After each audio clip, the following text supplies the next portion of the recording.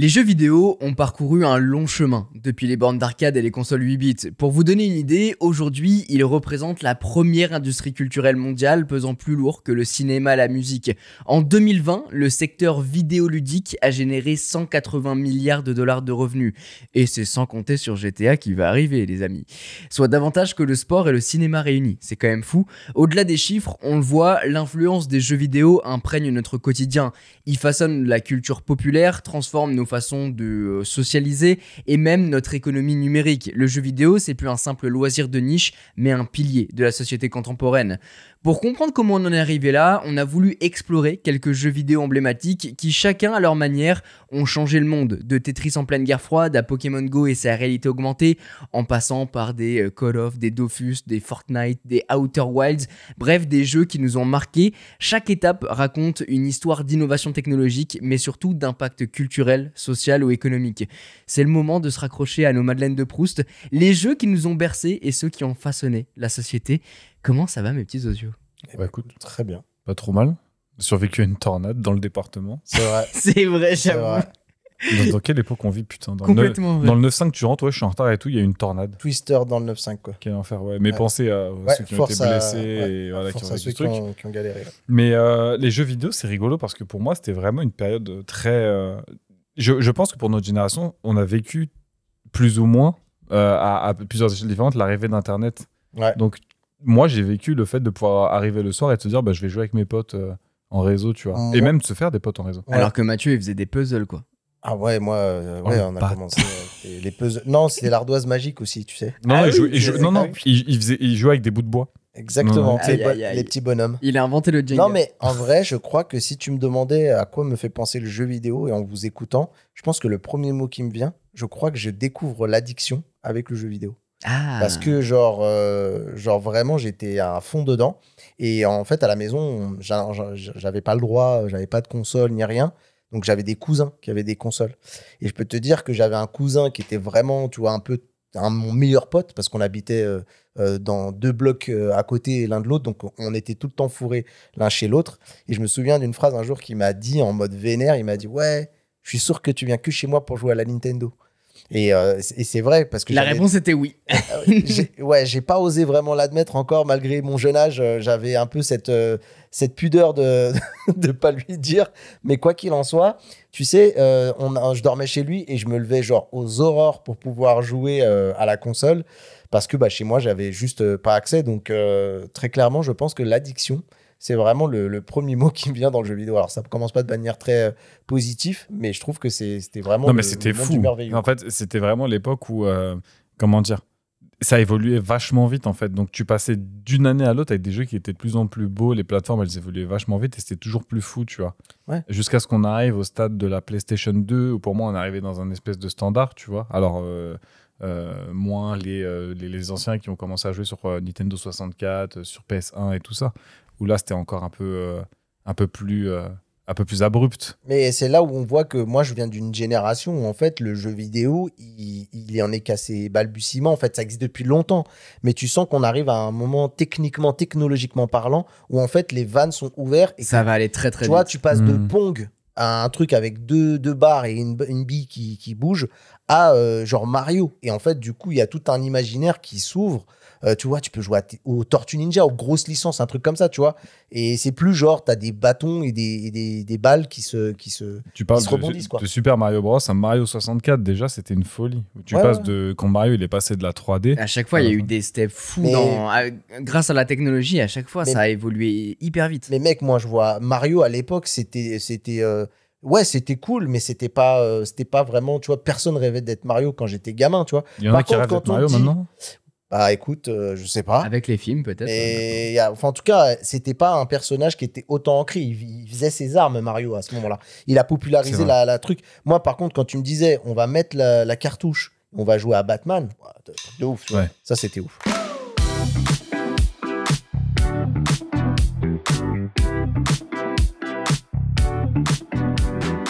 Écoutez, je peux vous proposer de vous raconter une histoire. Comment le jeu vidéo est passé Vas-y, Père Castor. des Je suis mort.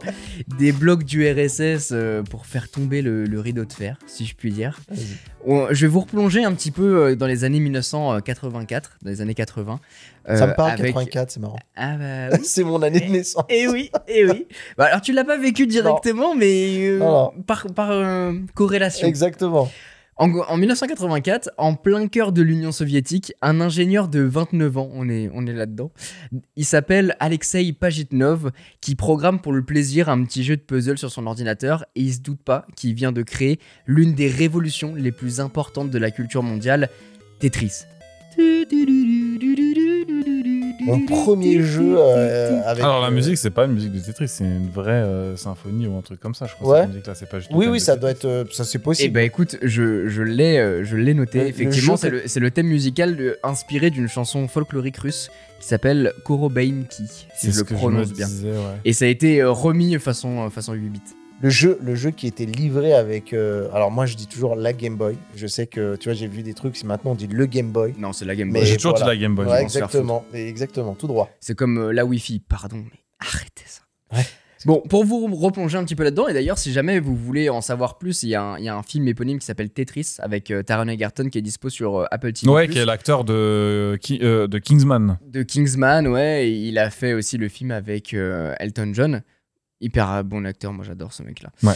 Et donc ouais, je vous conseille vraiment d'aller le voir, ça vous retrace un petit peu toute l'histoire de manière un petit peu fun et surtout les allées et venues avec les États-Unis, parce que Tetris devient malgré lui du coup un outil de rapprochement entre l'Est et l'Ouest, et surtout en pleine guerre froide, ce projet soviétique obscur va traverser clandestinement le rideau de fer pour conquérir le monde du jeu vidéo. Et ça c'est montré dans le film, je trouve ça complètement fou.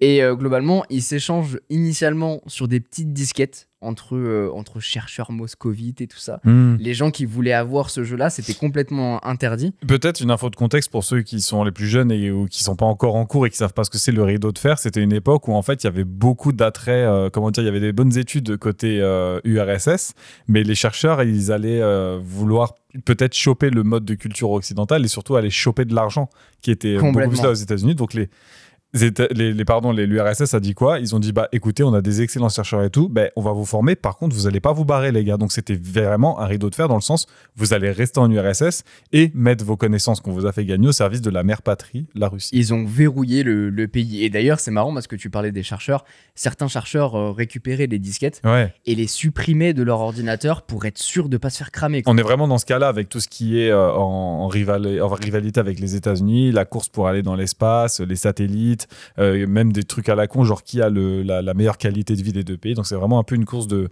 quéquette entre les deux.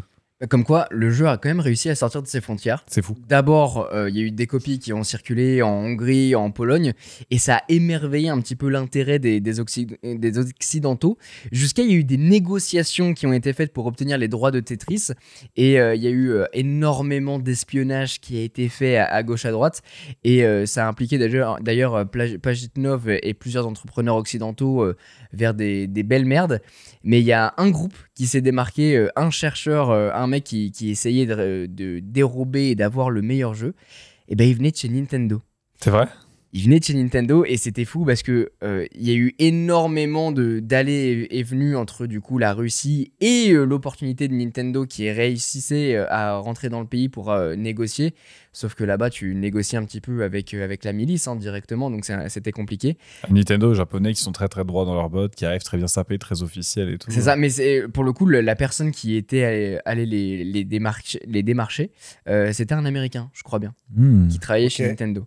Et en 1989, ils ont fini par décrocher l'exclusivité pour inclure Tetris avec sa nouvelle console portable, la Game Boy. Et ça, c'était un super move, parce qu'en fait, au lieu de mettre un jeu d'action comme ça aurait pu être la valeur sûre, ils ont décidé de mettre ce jeu-là parce que ça leur a permis d'avoir un spectre beaucoup plus large en termes de consommateurs. Les femmes, par exemple, qui n'aiment pas forcément les jeux violents et autres, du coup, tu mets un jeu comme ça qui est accessible au plus grand nombre, notamment pas que les enfants, les adultes aussi, tu vois. Ils ont fait un clin d'œil d'ailleurs, parce qu'ils avaient sorti James Bond, il me semble qu'on va en parler d'ailleurs, Rewan. Ils ont fait un petit clin d'œil du coup à James Bond en mettant comme slogan « From Russia with fun ». Voilà, c'était pour la Très, petite très cool. anecdote. Ok, Et ça a tiens. commencé à Ouais. se commercialiser. Bah écoute, puisque tu en es dans les anecdotes et puisqu'on est sur un podcast tech et design, j'ai une petite histoire à vous raconter. Il faut savoir que tu sais, la mécanique d'effacement des lignes là, c'était pas seulement un choix de design en fait, de game design. C'était aussi une nécessité technique pour libérer de la mémoire parce que il y avait des ordinateurs soviétiques à l'époque qui avaient pas assez de mémoire. Du coup, en fait, l'idée c'était de pouvoir libérer comme ça des ressources.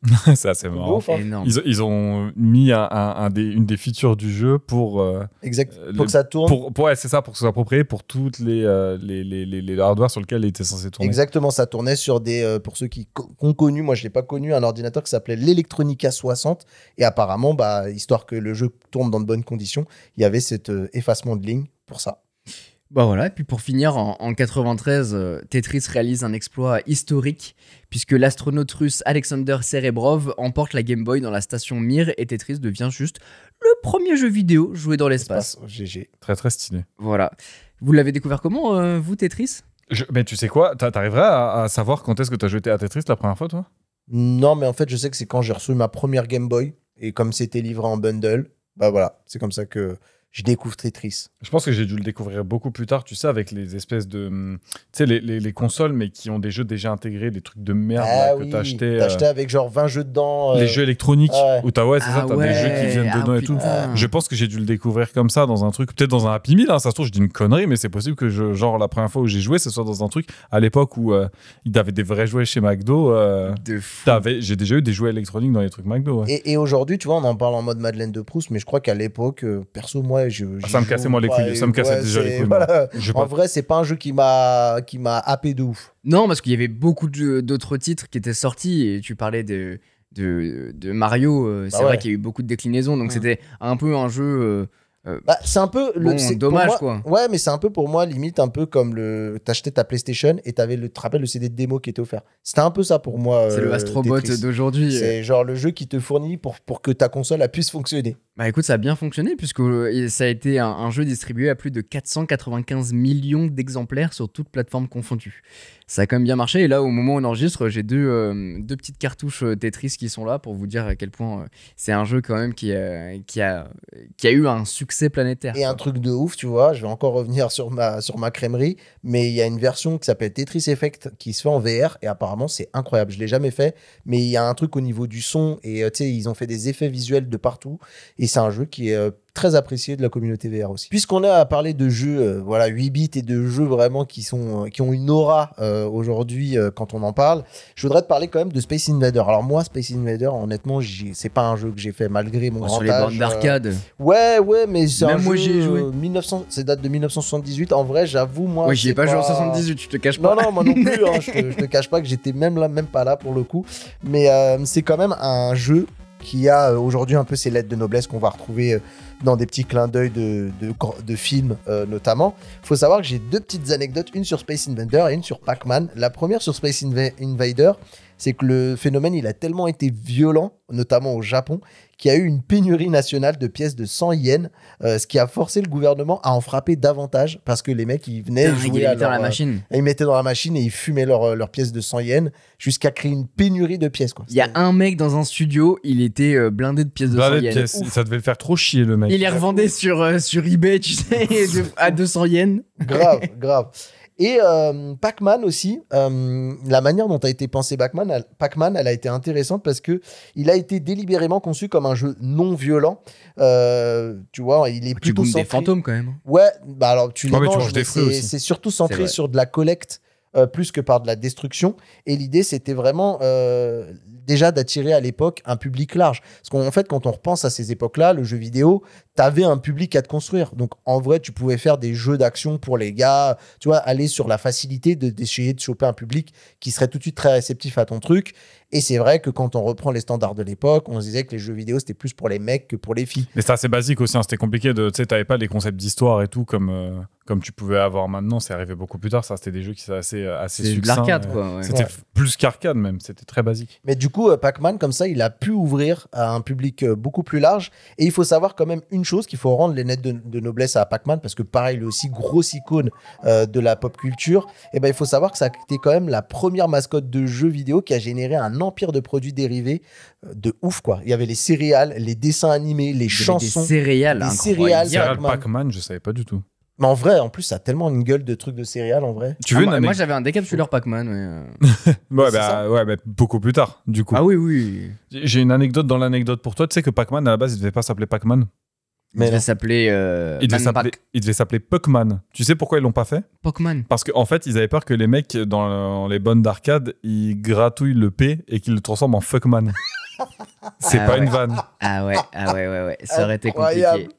Aïe, aïe, aïe, Incroyable. aïe, aïe. C'est le Franchement, JDG mais- qui en parle mais dans la vidéo franchement, sur Pac-Man. Ça m'a Au fait moins, trop rire. ils ont bien réfléchi le truc. Hein. T'imagines pour prévoir le truc et T'imagines qu'ils les aient écoutés? C'est fou. En vrai, il y a trop de bad buzz aujourd'hui qui sont comme ça Je parce vois- que il y a des. Bon, à Tu l'époque, penses Internet, pas, ça Tu devait sais, aller. je vois mais- bien le mec en réunion, tu sais, de brainstorming qui se fait un peu chier, qui écrit au crayon de papier, qui d'un coup fait glisser sa gomme comme ça par hasard et qui déclenche le truc et qui dit oh, les mecs, je viens de trouver un truc là. Pac-Man, on va pas faire ça. Appelez le marketing direct. Il faut changer tout.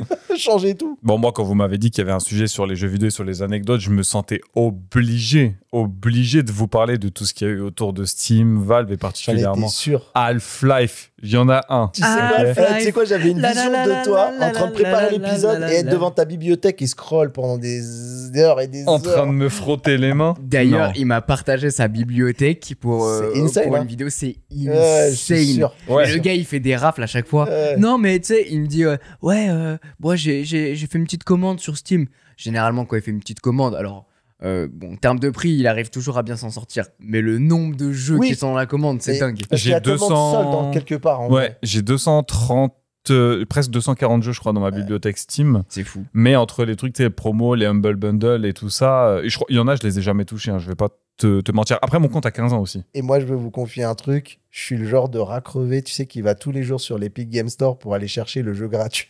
Tu sais que je le fais jamais, je crois que je l'ai fait une fois. Et en fait, le fait de télécharger le Epic Game Store me fait plus chier Ah ouais. que je pense acheter le Moi, jeu. je suis vraiment dans un mood. Ouais, plus tard, pour mes gosses, ils auront une bibliothèque. Tiens, me fais pas chier, t'as ça. Et j'y vais. Des fois, il y a des jeux éclatés Mais au par sol, contre, mais je les prends. C'est gratuit, tu C'est sais. très rare que j'ai acheté les AAA genre très très cher. Là, j'ai acheté Battlefield 6 parce que tous mes potes l'ont pris et qu'on Ah est ouais. de retour. Tu sais, t'as tous les mêmes sur. C'est le retour de qui- Black Ops là. C'est gros, mais c'est tous les mêmes qui circulaient sur Insta en mode, tu sais, quand t'as l'équipe de Battlefield 3 qui va retourner sur Battlefield Grave. 6 et tout, t'as tous les mecs avec Waouh. des PTSD qui vont revenir. Bon, maintenant, j'ai presque 30 ans, donc les réflexes, c'est fini. Je suis éteint sa mère. Je joue médecin, maintenant, je reste derrière et je fais des rêvages, tu vois.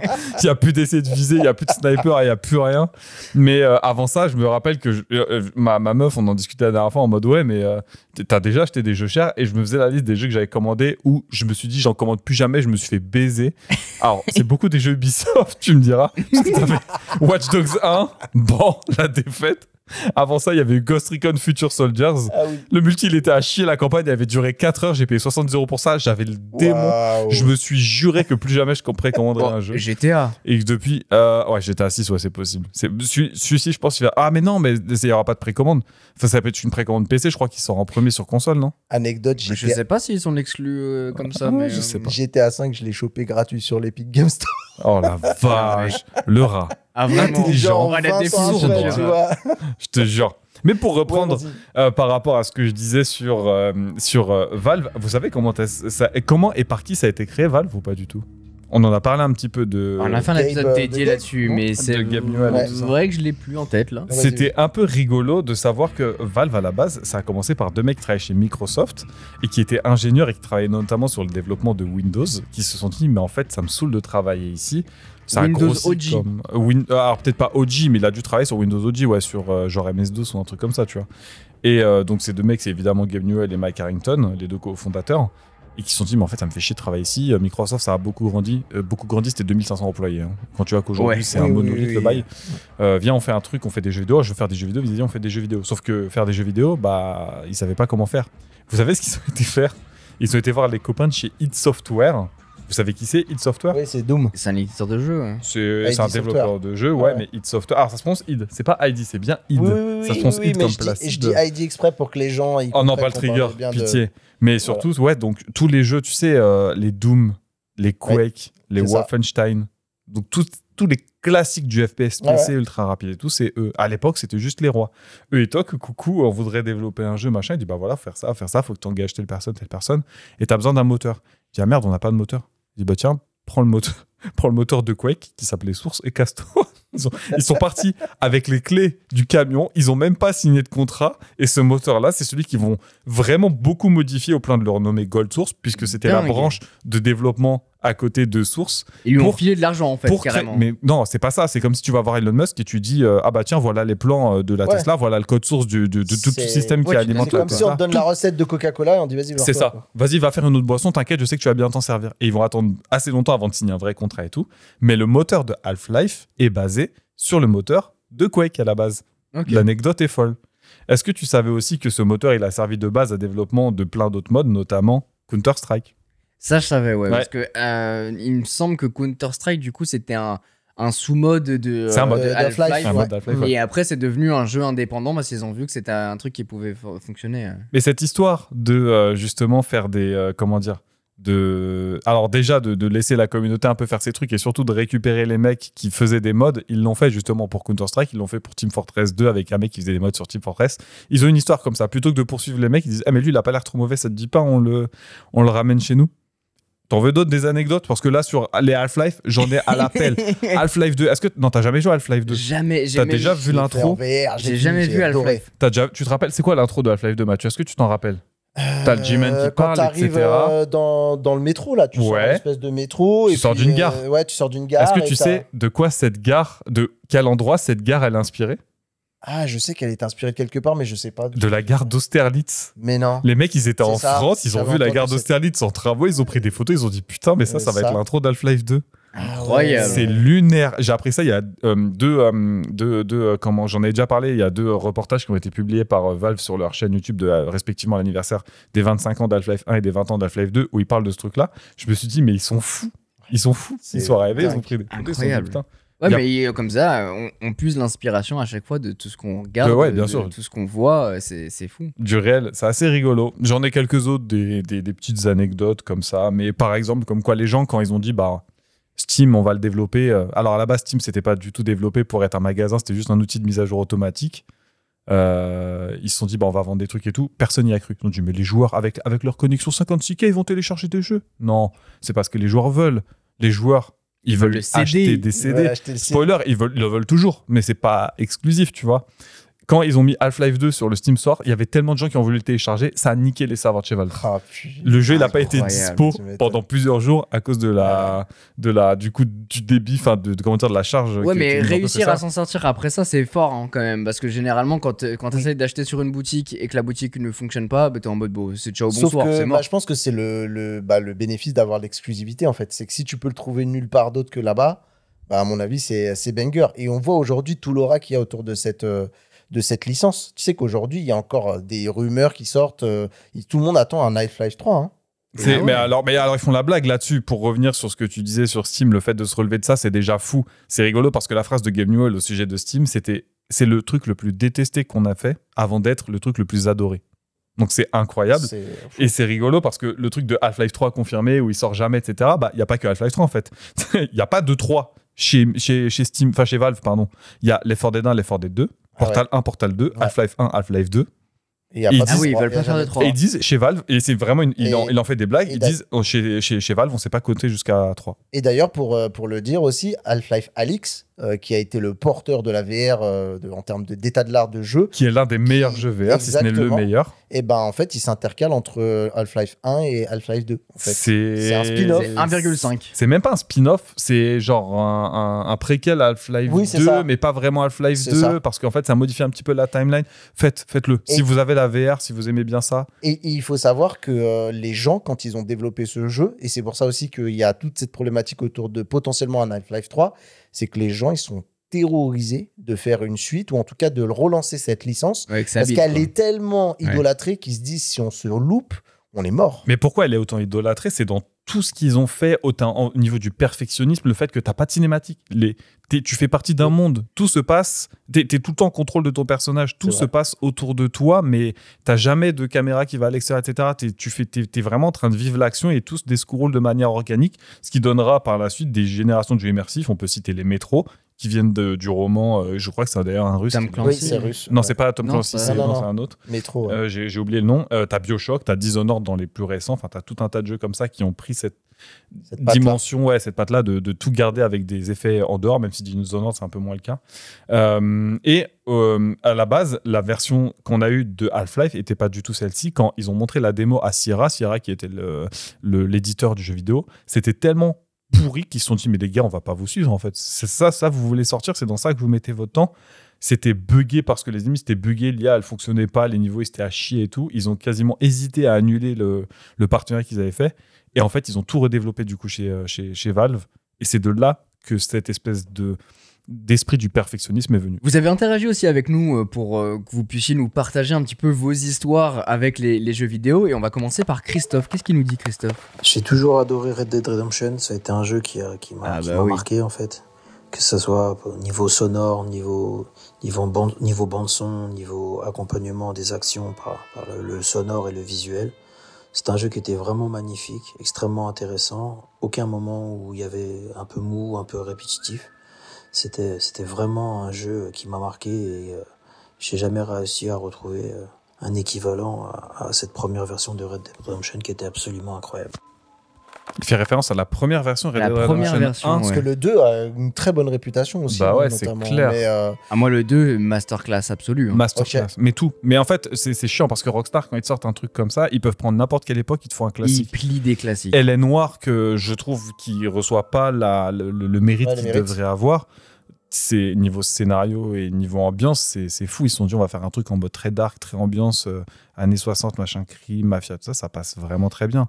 Red Dead Redemption 1, moi je l'ai fait, j'ai même fait l'extension Undead Nightmare où t'as les zombies avec et les tout zombies ça. et tout, ouais. Il était vraiment très cool et ce qui m'a rendu fou, moi, c'était à quel point il était avancé pour son temps. C'est vraiment un jeu, je suis d'accord dans le côté immersif où tu peux te balader. J'ai un pote, anecdote là-dessus, qui me dit des fois ça m'arrive de m'allumer Red Dead Redemption 2 pour le coup, mais juste de prendre un cheval et de courir et de regarder ce qui se passe autour. Complètement. Bah, moi, je suis en ASMR. train de le refaire là sur la Rogue Ally là. Ouais. Ce jeu est merveilleux. Ouais, je l'avais fait une première fois sur la PS4, je crois, au moment où il était sorti. Ouais. Et en fait, quand il est sorti, même pour vous raconter l'anecdote, c'est un jeu où, comme d'hab, dès qu'il y a des grosses licences qui sortent, tout le monde en parle, machin. Ouais. Donc j'ai fait un gros boycott. J'ai fait, vous savez quoi, vous me faites chier avec votre jeu de cheval là, j'ai pas envie d'en entendre parler. et finalement, Votre jeu de poney. c'est ma femme qui me l'a offert à Noël. Noël passé, je fais ok, bon bah tu sais quoi, j'en entends plus parler, un peu comme Game of Thrones, tu vois, à un moment. Je vais le tester. Je suis tombé amoureux je me suis déconnecté de partout et pendant 1 semaine et demie, j'ai fait que ça. Que Red Dead Redemption. Que Red Dead. Tu vois, il fait partie des jeux tellement puissants que la communauté VR s'est fait chier à créer un mode parce que ça a été un mode qui a été ultra publicité pour exister. Pour jouer en VR. En VR, c'est John incroyable Marston VR. apparemment. Ouais. Vraiment, c'est Putain. incroyable en VR.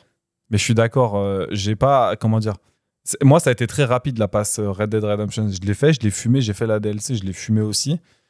J'ai pas fait le multi, même si le multi était un peu cool de ce qu'on m'a dit, mais c'était pas... En tout cas, c'était un peu accueilli de manière tiédasse, hein. C'est bizarre. Ah ouais, parce Ouais. qu'en parallèle, t'avais... En fait, c'était pas comme aujourd'hui le multi de GTA V où tu sais, t'as des espèces d'activités, tu peux faire ton bureau, faire de la drogue, faire exporter des voitures, etc. Des C'était vraiment... braquages et tout. C'était ça, tu faisais en fait ton espèce de petite équipe de salopios du Texas, du western, et puis t'allais affronter d'autres gangs, ce genre de trucs, t'avais du matchmaking, mais j'ai pas beaucoup saisi moi. Après, j'ai l'impression, quand je vous écoute, parce que moi, je les ai jamais fait, hein, les Red Dead Redemption, mais quand je vous écoute, et je comprends pourquoi, moi, c'est ma théorie de pourquoi le multi fonctionne moins bien qu'un, par exemple, un GTA, c'est que tu sens que ce jeu, il vous amène à des moments presque de genre, tu profites de l'instant, mais en solitude. Oui. Tu vois? Je suis J'ai assez l'impression d'accord, que hein. tu veux pas avoir affaire à des joueurs qui viennent te casser la tête et tout ça. Tu as juste envie de profiter des panoramas, de vivre les quêtes qui sont dedans, mais t'as pas forcément envie que ça en devienne un monde persistant. C'est possible, je saurais pas Je dire. sais pas. Le Red Dead Redemption 2, j'ai jamais touché au multi, alors que pour le coup, ils avaient vraiment pas mal poussé le truc. pour le coup. J'ai jamais joué au multi. En fait, effectivement, je rejoins Mathieu. J'ai même pas ressenti le besoin, en fait, maintenant Exactement, que j'y pense. C'est ça, c'est que je l'ai même pas lancé parce que je m'en foutais. Juste, j'étais dans ma petite histoire solo.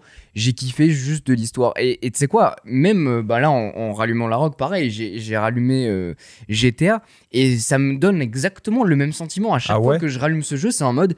Juste, j'ai envie de le refaire parce que j'adore l'histoire, j'adore me replonger dans le truc, me balader si j'ai envie, faire une mission si j'ai envie, mais sinon aller ailleurs.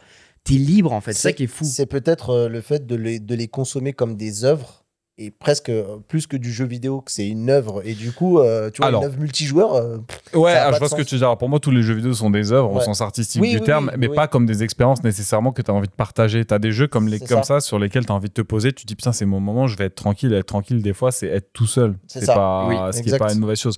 GTA 5, moi, j'ai moins eu cette méta-là. Pour la petite anecdote, GTA 5, le multi, je l'ai fumé à l'époque du BTS, puisque je suis arrivé en BTS et j'ai retrouvé là-bas un mec à moi qui est devenu mon pote après, mais qui était un mec que je connaissais du lycée. Et on avait un groupe de potes, on se débrouillait pas trop mal. Et en fait, vu qu'on finissait l'exercice en avance et tout ça, en fait, on avait tous des... Tu sais, t'étais une classe de geeks, quoi, de gros bras bien sachus, donc on avait tous des PC pour jouer. On s'envoyait des parties multijoueurs de GTA, mais c'était le farm toute la journée. Dès qu'on avait fini un truc... cours, c'est ça? Ah ouais, en cours. Les PC qui soufflaient sa mère. En hiver, il faisait une chaleur dans le truc. En hiver, on était obligé d'ouvrir les fenêtres pour refroidir la salle tellement il faisait chaud. C'est pas une blague. C'est pas chaud. Une blague. Et c'est ce moment-là où j'ai grind le multijoueur de fou.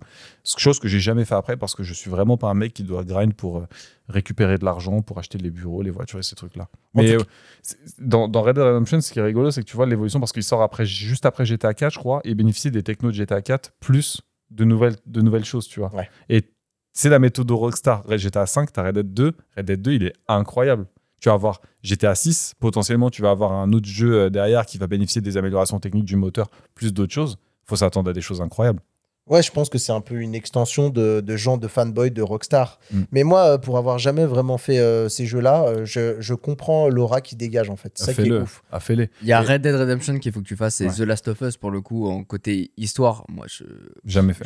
Ah ouais. C'était une exclu PS5, donc j'ai pas fait. C'est vrai. Mais vraiment, faites-le. Tu sais quoi, je vais les acheter sur Steam et tu y joueras. Non, mais je vais les. Ouais. Mais franchement, mais merveilleux. Il faut vraiment que je me les reprenne là pour pouvoir refaire l'expérience tellement j'ai adoré. Et quand on parle de jeux qui nous ont bercés, moi il y en a un qui me vient tout de suite en tête, c'est Dofus. Mais avant d'en parler, je suis obligé de faire un point et de revenir un petit peu en 2004, qui est d'ailleurs la même année de création de Dofus, mais vous allez voir pourquoi. Globalement, en 2004, Internet se démocratise et il y a un jeu en ligne qui va démontrer un petit peu la puissance des communautés virtuelles, c'est World of Warcraft. WoW pour les intimes. Ouais. C'est un MMORPG pour ceux qui connaissent pas ce que c'est. C'est un Meporg. Un Meporg. Tu sais que ce nom, j'ai mis du temps à le comprendre. Le Meporg, mais tu l'as pas vu de Porg, machin. La ref. Mais parle-moi de porn, pas de porg. Non, jamais j'ai dit le mot comme Meporg, l'interview de je sais plus quoi, France 2 du matin, un truc comme ça. Les Meporg. Horrible.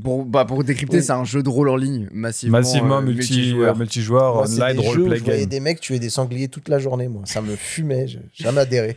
Et WoW, c'est un jeu qui plonge des millions de joueurs dans le monde fantastique d'Azeroth et surtout les connecte entre eux comme jamais ça a été le cas auparavant.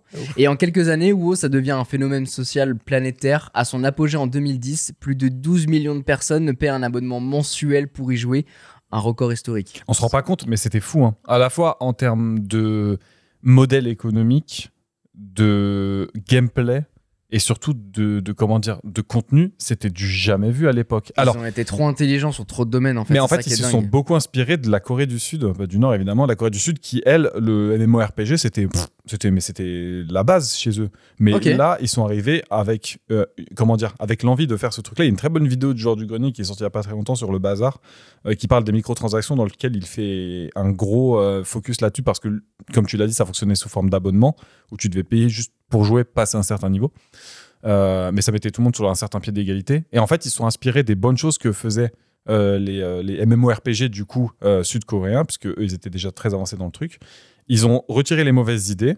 Ils se sont dit, voilà comment nous on va le faire en Occident. Ils ont récupéré l'univers de Warcraft, qui était déjà, je crois que Warcraft 3 était déjà sorti. Enfin, ils avaient déjà l'univers et tous ces trucs-là. Par contre, j'ai joué à Warcraft. Warcraft, ouais. Mais qui est un jeu stratégie. En fait. C'est vraiment stratégie, comme Starcraft qui est dans l'univers futuriste, mais Warcraft, comme Command & Conquer, et tout comme ça. C'était du fantasy, tu faisais tes petites tours, tu faisais tes unités, et puis tu avais telles unités qui est plus fort que telle unité, machin, les elfes contre les orques. Tu sais que j'avais jamais fait le lien et tu viens de me recroiser. Que Warcraft, c'était le monde de Warcraft. Oui. C'est vrai. Le World of Warcraft. C'est fou. De ouf. Et alors, ils vont ajouter quand même des trucs. Je crois que les nains, tout ça, il y avait quand même des races en plus qu'ils ont mis avant qu'ils partent en cacahuète avec les pandas, parce que je crois que c'est globalement là où la plupart des gens se sont dit, ouais, là, ça prend une tournure un peu chelou. Ouais, et puis même, t'avais un moment des stars qui devenaient des personnages dans World of Warcraft. Il y a Robin Williams, l'acteur, qui incarnait un personnage, un druide. Ah, mais il le doublait. Non, il avait sa tête. Il avait vraiment un peu modélisé. Ah, ok, d'accord. T'avais un personnage dans le... Ouais. Dans le jeu, en vrai, je suis pas un gros connaisseur, mais je me souviens pertinemment de voir la pub en boucle. Mais il disait Robin Williams, ouais, je suis le mage. Ah, mais non, mais ils y jouaient. Ah, mais tu viens de me dévoiler un truc. Oui. Ils y jouaient. T'avais Jean-Claude Van Damme. Je te transforme en sheep. Un mouton. T'avais même Alexandre Astier qui a fait une pub. Attends, moi, je crois qu'ils vous barrez pas. Ok, d'accord. Où il est tout seul contre un une grosse connerie. Mais ils ont fait on les voyait à la télé tout le temps, la pub et tout. Les campagnes de pub pour World of Warcraft, elles étaient incroyables. C'était dingue. T'as une anecdote d'ailleurs là-dessus. Bah, en fait, ce jeu, il a poussé le truc tellement loin qu'il faut savoir qu'il s'est passé un truc en 2005. On parle de l'épidémie, ça s'appelle le Corrupted Blood, qui est un bug qui a déclenché une épidémie, une pandémie virtuelle incontrôlable. T'avais les altruistes, donc qui étaient les joueurs, les guérisseurs, qui se sont précipités pour aller soigner les autres en agissant sur les premiers intervenants pour essayer de les sauver, voilà. Et souvent ils mouraient malheureusement en essayant de tenter de les soigner. Juste de quoi on parle là ? Genre il y avait une infection dans le jeu ? Il y avait une infection dans le jeu qui était un bug qui a déclenché une véritable pandémie. Comme le genre COVID, ton personnage il mourait, il chopait une maladie, il mourait. Et un bug, donc un truc qui n'était pas forcément scénarisé par le ok, jeu. what the fuck. Mais dingue. Ok, donc on avait donc les altruistes, les mecs qui essayaient de soigner les mecs tout de suite d'essayer de prodiguer des soins et ils crevaient du coup malheureusement à cause de cette épidémie. T'avais les communicateurs qui eux allaient se poster aux portes des villes pour avertir les nouveaux arrivants en créant du coup une zone de quarantaine. Rentrez pas, ils ont créé une zone de quarantaine. Et il y avait des gens qui étaient appelés les malveillants, les griffeurs, qui étaient certains qui ont délibérément contracté la maladie pour la propager le plus possible. Attends, mais c'est fou. Stylé. Ah ouais. Mais c'est quoi ce genre de bug que tu peux centraliser genre, mais je sais pas, genre comme si c'était un bug, que t'avais un certain stuff ou un certain truc, ça causait un comportement inattendu et ça te fumait, genre. Ce qu'il faut savoir, c'est qu'on a eu un impact réel sur notre société, puisque cet événement, il a été considéré comme étant tellement fidèle à une épidémie réelle qu'il y a vraiment des épidémiologistes et des centres de contrôle et de prévention américains qui ont étudié le truc pour modéliser le comportement des humains en temps de crise. C'est trop drôle. Voilà. J'aimerais bien savoir si du coup c'est un événement canon dans l'histoire de World of Warcraft. Tu sais, en mode la grande infection de la porte de je sais pas quoi. Non, mais par contre, il y a drôle. peut-être un monde où en fait, quand il y a eu la pandémie de Covid-19, il y a des mecs qui ont dû ressortir cette étude-là en disant comment ça s'est passé sur World of Warcraft. Alors, tu sais que des trucs comme ça, genre qui ont influencé l'univers du jeu, j'ai une anecdote là-dessus. Il y avait un jeu qui était sorti, c'était si je dis pas de bêtises, il me semble que c'est Final Fantasy XIV Online ou un truc comme ça. Le jeu, il était très attendu. Il est sorti, il puait sa mère, c'est bon. Il était à chier. Mais il était à chier, genre tout. Il n'y avait pas de contenu, l'équilibrage était mauvais, c'était vide, c'était moche. Il n'y avait rien qui allait. C'était tellement pourrave que les mecs se sont dit, c'est un MMORPG, donc le truc, il faut qu'il vive dans la durée, tu vois.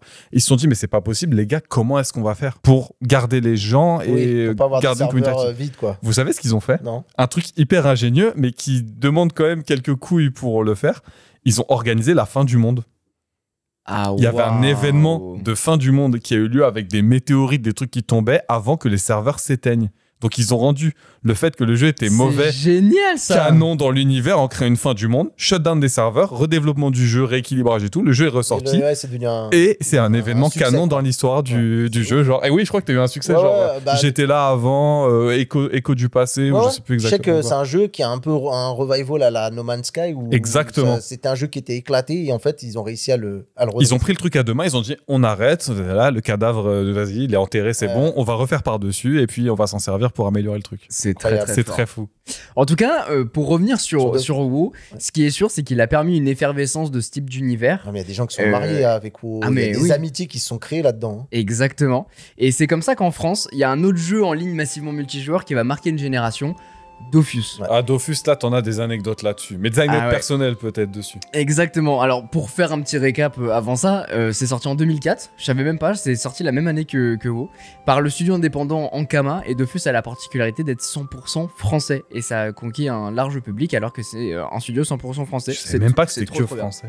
Et après, ils ont créé des studios en Espagne, en Italie. Oui, mais c'est c'est fait, quoi, à la base, c'est création français. de base française. Exactement. Et ça a été un bête de succès auprès de beaucoup d'adolescents dont je faisais partie. Ouais, c'est quoi la graine du succès de Dofus? Parce que moi, en vrai, j'ai vu ça, mais j'ai jamais été happé par ce truc. Alors, il y a plusieurs choses. Déjà, c'est un style avec des personnages un petit peu manga, donc ça peut plaire à une génération dont le manga, en plus, dans ces années-là, les années 2006, 2012, il y a eu une grosse effervescence. Oui, de la culture japonaise.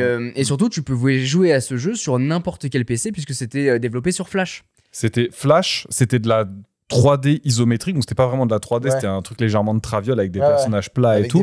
Et ça tournait sur une pomme de terre. Wow.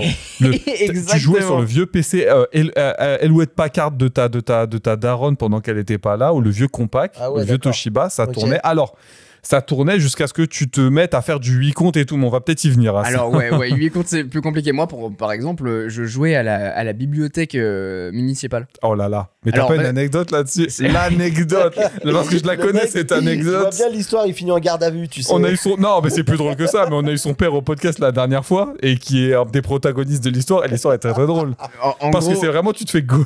Bon bref, c'est trop grave. En fait, pour vous dire, Dofus, c'est ancré dans ma famille, dans le sens où, avec mon frère, on a énormément joué à ce jeu, au point à en faire des conneries, à acheter genre des Kama à un moment, des trucs comme ça. Alors, Kama, c'est la monnaie du jeu, et tu pouvais en acheter avec de l'argent, du vrai argent, ou alors appeler avec des un Allopass pour t'abonner. Mais faut pas passer au-dessus de ça, c'est-à-dire qu'à l'époque, nous, c'était pas genre on faisait des PayPal, etc. T'avais le téléphone fixe à la maison, t'appelais, tu recevais un code, le code, tu le mettais sur ton compte, donc pour un personnage, donc tu rappelais pour tous tes personnages si t'en avais plusieurs. Pour et tes t'avais comptes, pour tous tes comptes, et t'avais tes parents à la fin qui recevaient la facture du fils. Ils disaient mais c'est quoi ce délire? Pourquoi j'ai des numéros surtaxés comme ça? Et dis-toi que ça, c'était un problème au niveau du collège tout entier. Tous les mecs qui jouaient à ce jeu-là, ils tapaient le téléphone des parents pour se commander de l'argent et tout ça. Et moi, j'ai eu du coup des problèmes avec mes parents parce que forcément, la facture téléphonique à la fin, elle était salée. Donc, ils m'ont dit, ce jeu-là, c'est simple, c'est plus jamais. Et du coup, on essayait de faire des coups de Trafalgar avec mes potes. Et donc, on se retrouvait le mercredi après-midi à la sortie des cours, manger un petit grec. Et ensuite, on allait à la bibliothèque municipale pour jouer à Dofus. Sauf que, vlatipa qu'un jour, mon père était en sergent chez un pote. Et il y avait mon père qui passait, soit qui me déposait. Je pense que ça devait être plutôt ça. Et le père de mon pote qui dit bon bah du coup ça y est vous y allez, vous allez faire une petite partie de Dofus et tout ça. C'était mot banni de chez moi, il fallait pas prononcer ce mot-là. Il a dit à son père qu'il allait étudier. Ah là vous allez jouer à Dofus? Donc je me suis fait cramer bêtement comme ça et au final bon ça s'est décanté, hein, ça allait mieux après. On a bien géré et puis surtout. Bon, mes parents, ils ont commencé à capter et puis on s'est calmé surtout. Mais ouais, ça a été un mot banni pendant quelques mois c'est le vol de chez moi de parce tes que parents, c'est exactement, ça a été compliqué. Et aujourd'hui, tu leur en reparles, ils rient jaune. Ouais. Mais en tout cas, c'est sûr qu'en 2007, Dofus, ça a conquis énormément de personnes. Pour vous dire, c'est 3 millions d'utilisateurs, dont 20% de femmes. Et en 2010, ils ont atteint un record, 200 000 joueurs connectés simultanément sur des serveurs. Et c'était un écosystème un peu, il y avait un dessin animé. Il n'y avait pas un truc. Alors exactement, finalement ils ont réussi à créer des grands médias, un grand univers. Il y a eu des magazines dédiés à Dofus, il y a eu des conventions, des rencontres IRL. Il y a eu un dessin animé qui s'appelle Wakfu, qui est très cool d'ailleurs. Donc ouais, il y a eu énormément. Enfin, l'univers s'est décliné sur beaucoup d'autres choses. Mais tu vois, pour un mec comme moi qui connaissait pas du tout du code de nom, j'avais vu un peu mais tu vois, même moi, ça me parle en fait. Mais t'avais plein de trucs un peu rigolos dans le jeu, genre déjà le nom des classes que tu pouvais jouer, c'était des blagues, genre t'as la classe qui se battait avec pas des pouvoirs, mais des espèces de gadgets qui agissaient dans le temps, donc d'un certain tour et tout. La classe, c'était les Xelor. À l'envers, ça fait Rolex.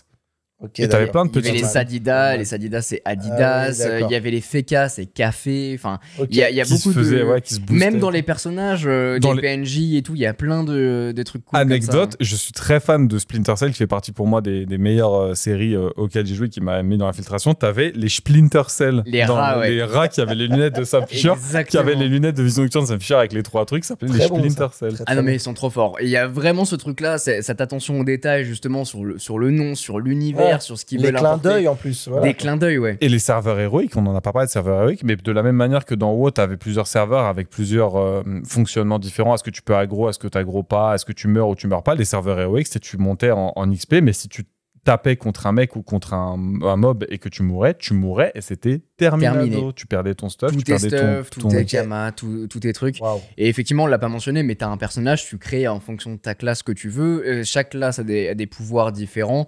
Et ensuite, c'est du tour par tour. Donc, t'attaques c'est un monde ouvert, donc tu te déplaces où tu as envie. Et ensuite, tu peux aller combattre des monstres, aller dans des donjons pour combattre et monter de niveau en niveau. De base, tu as du niveau 1 au niveau 200, qui est le niveau maximum. Et maintenant, il y a les Oméga, donc tu peux passer au-dessus du niveau 200. Mais bref, ouais, ça a été un petit peu les fondements un petit peu des réseaux sociaux, le MSN de l'époque, parce que tu pouvais vraiment dialoguer à l'intérieur, tu avais des chats globaux, tu pouvais montais un discuter en business. PV, tu peux monter un business, tu avais des guildes, donc ça veut dire que tu crées avec tes potes une guilde pour pouvoir ensuite s'attaquer à des donjons. Et d'ailleurs, c'est Anthony Roux, le cofondateur d'Ankama, qui dit qu'il y a énormément de personnes qui se sont rencontrées grâce à Dofus et sont devenues soit amis, qui sont même mariés, qui ont des enfants. Enfin, il y a un vrai... T'en parlais avec Ro, mais c'est vrai que ça a fédéré. Il y a un vrai C'est sentiment la force de des communauté, MMORPG, quoi. hein, parce que il y avait ce rendez-vous immanquable de gens qui... C'était vraiment le but de créer de nouveaux amis, des gens qu'on considère comme de la famille. C'est ce genre de choses que ça apporte, cette expérience. C'est ça. Et si vous vous êtes retrouvés comme moi à faire des donjons blop en boucle, à se faire gloupter parce que t'étais mal luné, etc. Il y a un personnage qui s'appelle le Gloutoblop dans le donjon blop. Ok. Et Tu m'as perdu. Hein, c'est l'un des seuls personnages, l'un des seuls monstres, quand t'arrives à côté de lui, du coup à une case, il te gloupte. C'est terminé. Et te one-shot, peu c'est importe fini. ton niveau, il te one-shot. Et il y a des moments quand t'étais D'accord. mal luné. Moi, je croyais que Gloop, c'est qu'il t'absorbait. Ouais, c'est ça. c'est ça. Et c'est Il te exactement. fume. Il Il t'absorbe, te bouffe, il te bouffe. Ok. Voilà. Bon, il n'en reste pas moins que j'ai quand même quelques bons niveaux de sang maintenant qui sont sagement entretenus par mon frère qui les a pour la plupart bien montés. Mais ils ont relancé la version 3.0 là récemment qui a eu une grosse effervescence, un retour à la communauté et c'est comme ça que je m'y suis remis aussi. Là, tu t'y es remis, ouais, parce que j'allais te demander qu'est-ce qui fait que t'as lâché au bout d'un moment ce truc-là ou... J'ai lâché parce qu'il y a Call of Duty qui est arrivé. Ah, voilà. Voilà, et on va Ça fait une en transition parler. après. Ouais. Mais ouais, donc j'ai lâché surtout à cause de ça. J'ai eu des consoles, donc du coup ça m'a amené sur d'autres univers. Et puis avec des potes, du coup on a aussi changé d'horizon. Et c'est vrai que Call of a bien mis un shutdown à tout ça. Mais j'y revenais de temps en temps. Surtout mon frère, il est hyper assidu là-dessus. Il kiffe ce jeu, il y joue encore beaucoup. Et récemment, du coup, ils ont lancé le Dofus 3.0 qui quitte le modèle Flash. Oui. Donc ils étaient encore sous Flash là, jusqu'à il y a un an. Depuis, Ouais. Flash qui était interdit sur internet et tout parce que t'as Grave. plein de problèmes dessus. Bah ouais, Exactement. Ils ont tout redéveloppé. Et ils ont absolument tout redéveloppé. Je crois que c'est sur Unity maintenant qui Oui, il me développe semble ça. aussi. Et du coup, ils ont refait les animations, ils en ont profité pour refaire les personnages, refaire la map entièrement. Enfin, ouais, et puis c'est graphiquement, gigantesque. ça, j'imagine visuellement. Et graphiquement, ça a c'est dû step up bien un peu mieux. de- ouais, Exactement. ok. Donc, du coup, il y a eu une fête un petit peu là-dessus où ils faisaient pendant les premiers jours une course pour aller le plus vite, le plus loin, etc., etc. Donc, je me suis mis là-dessus. Et puis après, j'ai eu une fille et un emploi qui fait que je peux moins me mettre dessus. Oui, oui. Surtout que c'est un jeu un petit peu comme le Sims où quand tu t'y mets, t'es obligé de le faire à fond. Tu peux pas venir faire une partie vite fait et ensuite tu te casses. C'est tu vois. ça, c'est assez chronophage et il faut le faire assez régulièrement en fait parce que t'as même des événements temporaires et puis ton personnage c'est pas juste tu fais une partie, tu prends un niveau, c'est des trucs qui mettent du temps à venir et mais en fait c'était ce qu'on voulait à l'époque, c'était vraiment l'activité extrascolaire C'est ça. qu'on suivait. Et Mais tu fais ça pendant des heures. Mais, hein, c'est marrant parce que j'ai pas l'impression que c'est devenu une licence, genre, ça reste quand même dans un espèce de carcan assez. Ça a eu sa peut-être période je pense, franco-français, mais ou- ça a quand même duré, hein. Mais ça a eu une Ouais. période Il y assez... a eu une grosse hype, mais je pense que ça contribue aussi que c'est un studio. Ça contribue du fait que c'est un studio aussi 100% français qui veut pas non plus, je pense, portée de dingue. Alors, ils ont des serveurs, parce que tu peux, quand tu crées ton personnage, tu choisis aussi ton serveur, et donc tu as des serveurs espagnols, italiens, etc. Et je crois qu'il y en a un ou deux qui doit être Royaume-Uni, États-Unis. Mais peut-être aussi on est en face d'une œuvre qui, par exemple, cartonne chez nous, et si ça s'expatrie aux États-Unis, en fait, ça bide total. Exactement, c'est là où j'allais en venir, c'est que c'est pas non plus un phénomène, mais ouais, c'est un truc franco-français, j'ai l'impression, c'est une belle perle. Et fier de l'utiliser. Et je suis content en tout cas que ça tourne toujours, et je suis toujours trop content d'y retourner. On a un petit audio de Jocelyn qui nous partage un petit peu ses pensées. Salut Bubble. Salut Jocelyn. Moi c'est Jocelyn. J'ai 3 jeux, on va dire, qui m'ont vraiment marqué. Évidemment Dofus, comme beaucoup. Le vrai, on vient d'en parler. Tout l'aspect qui traversait, l'aspect communautaire, etc. Minecraft, parce que beaucoup de monde en fait, je pense. Et c'est sur un de ces jeux c'est sur ce jeu-là que j'ai rencontré un de mes meilleurs amis de jeu. Cool. Auquel Incroyable. on a joué à énormément de jeux, et tout a commencé par quelques petits cubes. Mais là, sur le jeu sur lequel je veux vraiment parler, alors oui, il est très récent, mais c'est Clair Obscur Expédition 33, qui m'a vraiment bouleversé, de par la musique, la direction artistique, l'histoire, tout est vraiment magnifique dans ce jeu. Et pour dire à quel point, depuis que j'ai terminé ce jeu, j'arrivais pas, maintenant c'est revenu, mais j'ai mis des mois réellement à pouvoir relancer un autre jeu en aimant autant, en accrochant autant que Clair Obscur. Donc ça m'a vraiment laissé un vide, ce qui est très bizarre, et je pense que très peu de jeux arrivent à ce stade-là. Donc je voulais mettre un point d'honneur là-dessus, et vraiment c'est un exploit, c'est magnifique. Donc merci Sunfall, et on attend la mise à jour avec les nouvelles zones à explorer, etc. Voilà, merci Bubble.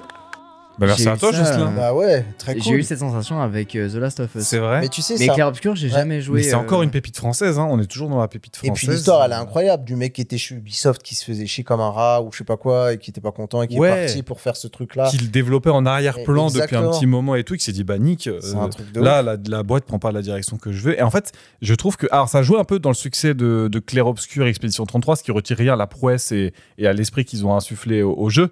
Mais il y a eu un gros ras-le-bol des AAA avec les sorties des différents AAA qui ont toujours déçu, notamment, je pense, alors c'est un peu malheureux, je vais tirer sur l'ambulance, mais les AAA d'Ubisoft. Watch Dogs.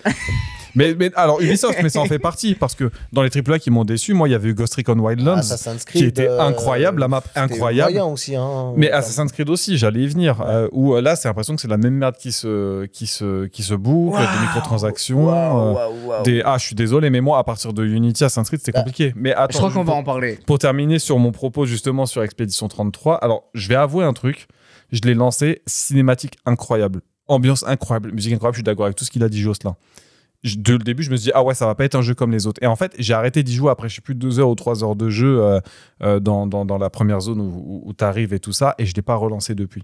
Je sais pas si c'est le jeu qui m'impressionne ou c'est juste que j'ai l'impression qu'il faut que j'y mette beaucoup de temps. Beaucoup de temps, pour y aller. Tu te poses vraiment pour retourner. C'était pas désagréable. Bon, je me suis fait washer 10 fois d'affilée apparemment parce que je sais pas esquiver, mais ça c'est mon problème.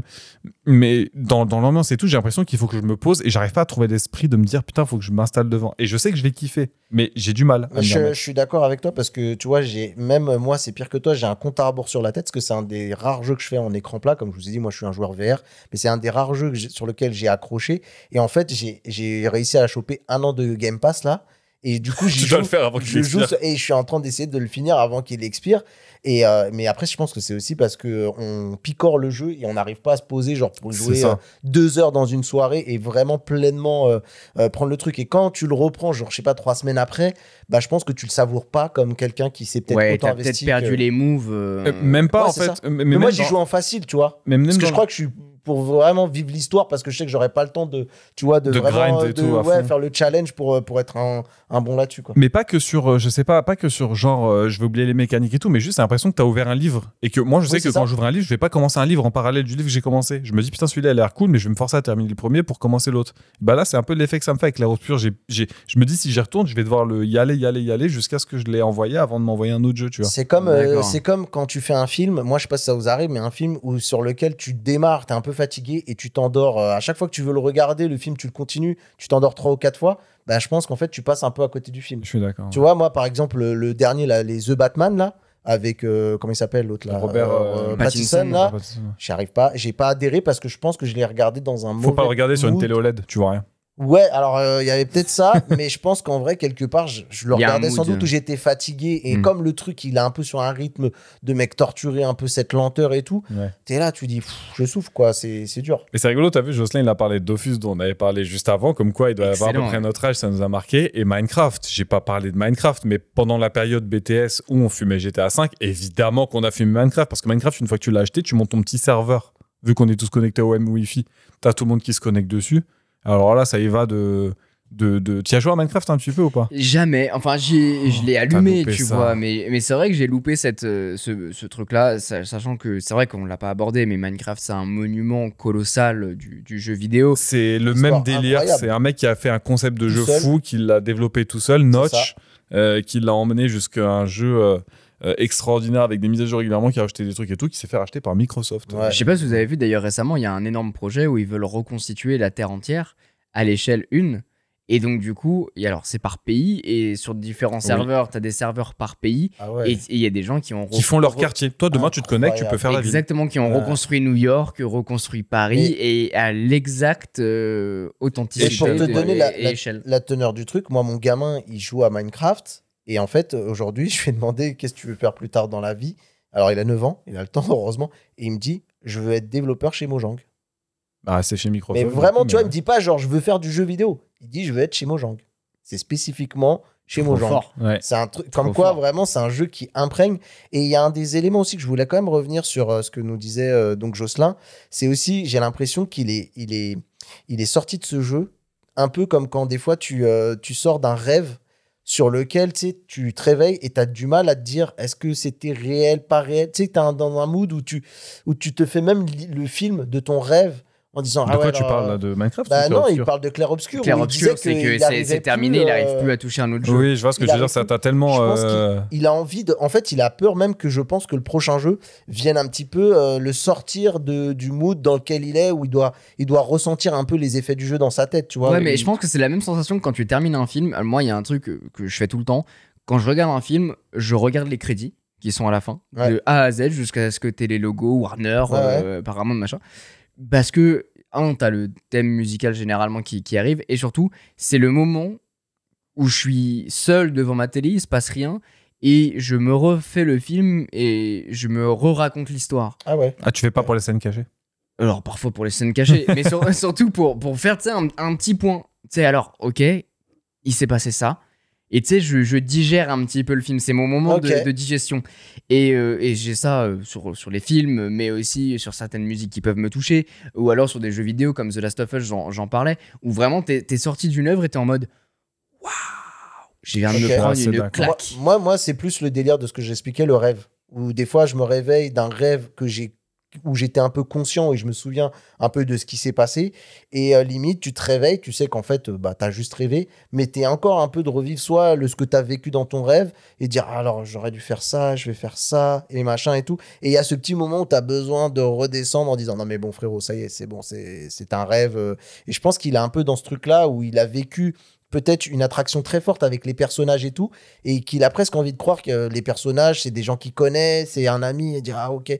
Et donc, il a peur qu'une autre histoire, une autre œuvre vienne un petit peu lui casser cette espèce de petite bulle qui s'est fait dans sa tête là-dessus. Moi, j'ai 2 recommandations pour Jocelyn s'il veut savoir sur quel jeu il va enchaîner. Outer Wilds. Alors, Outer Wilds, effectivement. Il la shotgun. Sorti en 2019, qui a été développé à la base par des étudiants dans le cadre d'un projet d'université.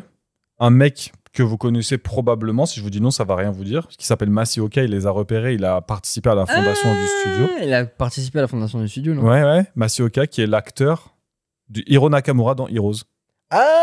Ok. Et là, du coup, tu vois que c'est Yatta, exactement. Jeu qui a remporté le BAFTA du meilleur jeu en 2020, salué par sa narration et tout un tas de choses. Ouais, Quentin, là, alors vous ne voyez pas, mais Quentin, il me montre la jaquette du jeu qu'il a pas. Il l'a commencé, il a rien compris. Je lui ai dit, c'est normal, il faut y aller. Mais une fois que tu vas comprendre, en fait, quand tu comprends le jeu, il est fini.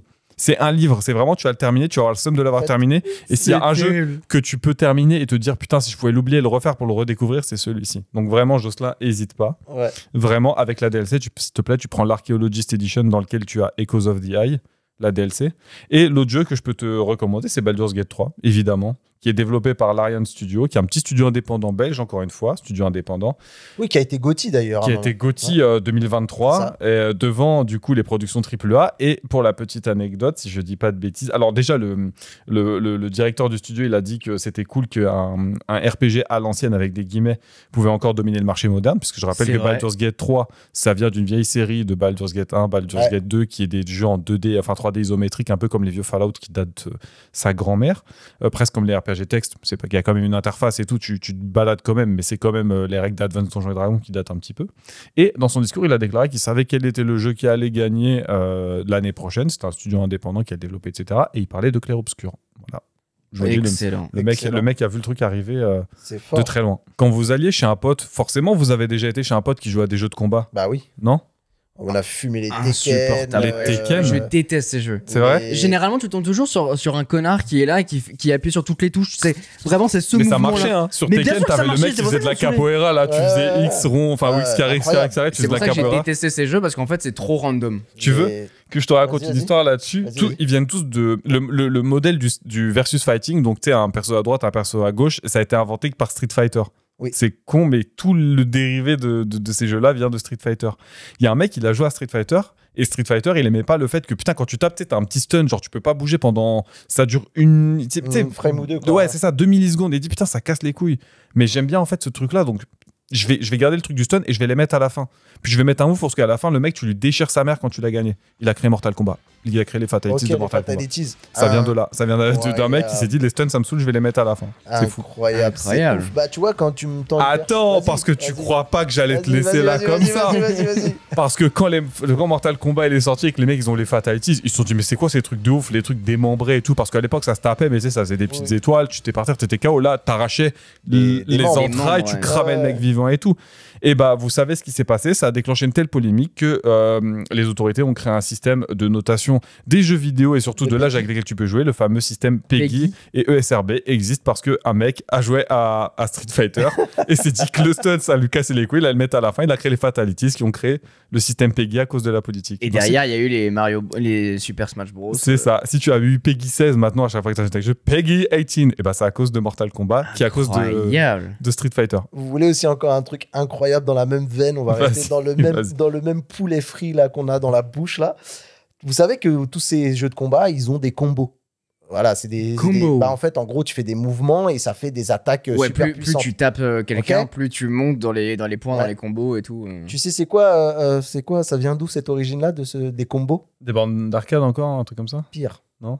C'était un bug à la base. Voilà, les combos sont nés d'un bug. Le fait d'enchaîner les bonnes touches au bon moment, c'est un bug. Ça bug. Ouais, c'était un bug dans les jeux vidéo de combat. Et en fait, les développeurs, ils l'ont remarqué. Et au final, quand ils ont découvert ce bug, au lieu de le supprimer, ils ont décidé qu'en fait, ça allait créer un skill gap. En fait, c'est un écart de compétences. Et c'est comme ça qu'on voit les mecs qui tryhardent les jeux. C'est ce qui permet de faire la différence entre un débutant dans les jeux vidéo et un expert. Ça, c'est stylé, ça. Je savais pas du tout. Mais tu sais que les bugs comme ça, il y en a pas mal où les mecs ont découvert des bugs et ils se sont dit, putain, c'est un peu cool. En vrai, je vais le garder. Ouais. On parlait de Minecraft tout à l'heure. Le creeper, c'était un bug. Le fait que tu passes à côté d'un truc et qu'il explose comme de la TNT, c'était un bug. C'est dit, putain, c'est cool, je vais garder le creeper. Creeper qui est l'emblème de Minecraft, littéralement. C'est un peu drôle. Les bugs au service du gameplay, c'est incroyable. Mais tu t'es jamais dit, quand t'as joué à un jeu comme ça, tu te dis, putain, mais il se passe quoi avec le matchmaking ce soir? J'ai l'impression que il met que contre des mecs ultra forts, j'arrive pas à gagner une partie.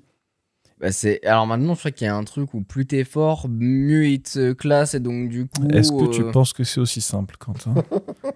Alors, si tu penses qu'il en parle, est-ce que tu penses qu'il n'y aurait pas de la conspiration derrière? Grave. Si je te dis qu'en 2017, il y a EA qui a déposé un brevet qui s'appelle Engagement Optimized Matchmaking, le brevet de l'EOMM, qui est une analyse statistique psychologique pour créer de l'engagement chez les joueurs et leur dire, en gros, pour retenir les joueurs un maximum sur mon jeu, comment est-ce qu'il faut qu'ils gagnent et comment est-ce qu'il faut qu'ils perdent, pour être toujours à la limite de se dire, putain, la petite dernière que je vais gagner. Mais non. Et après, te mettre un mec éclaté que tu vas oblitérer pour dire ah, putain, je suis content et tout. Et là, juste te remettre des joueurs, juste un peu plus fort que toi, mais un tout petit Ça peu. m'arrive beaucoup trop souvent sur Call of, c'est terrible. Mec, il y a un brevet qui est déposé là-dessus en C'est 2017. vrai. Il y a un autre système de la société NetEase qui a créé du coup une technologie de recherche de matchmaking qui s'appelle OptMatch pour Optimized Matchmaking, optimisé pour l'engagement, qui, il paraît, se base fortement sur les analyses de IA du brevet EOMM et qui serait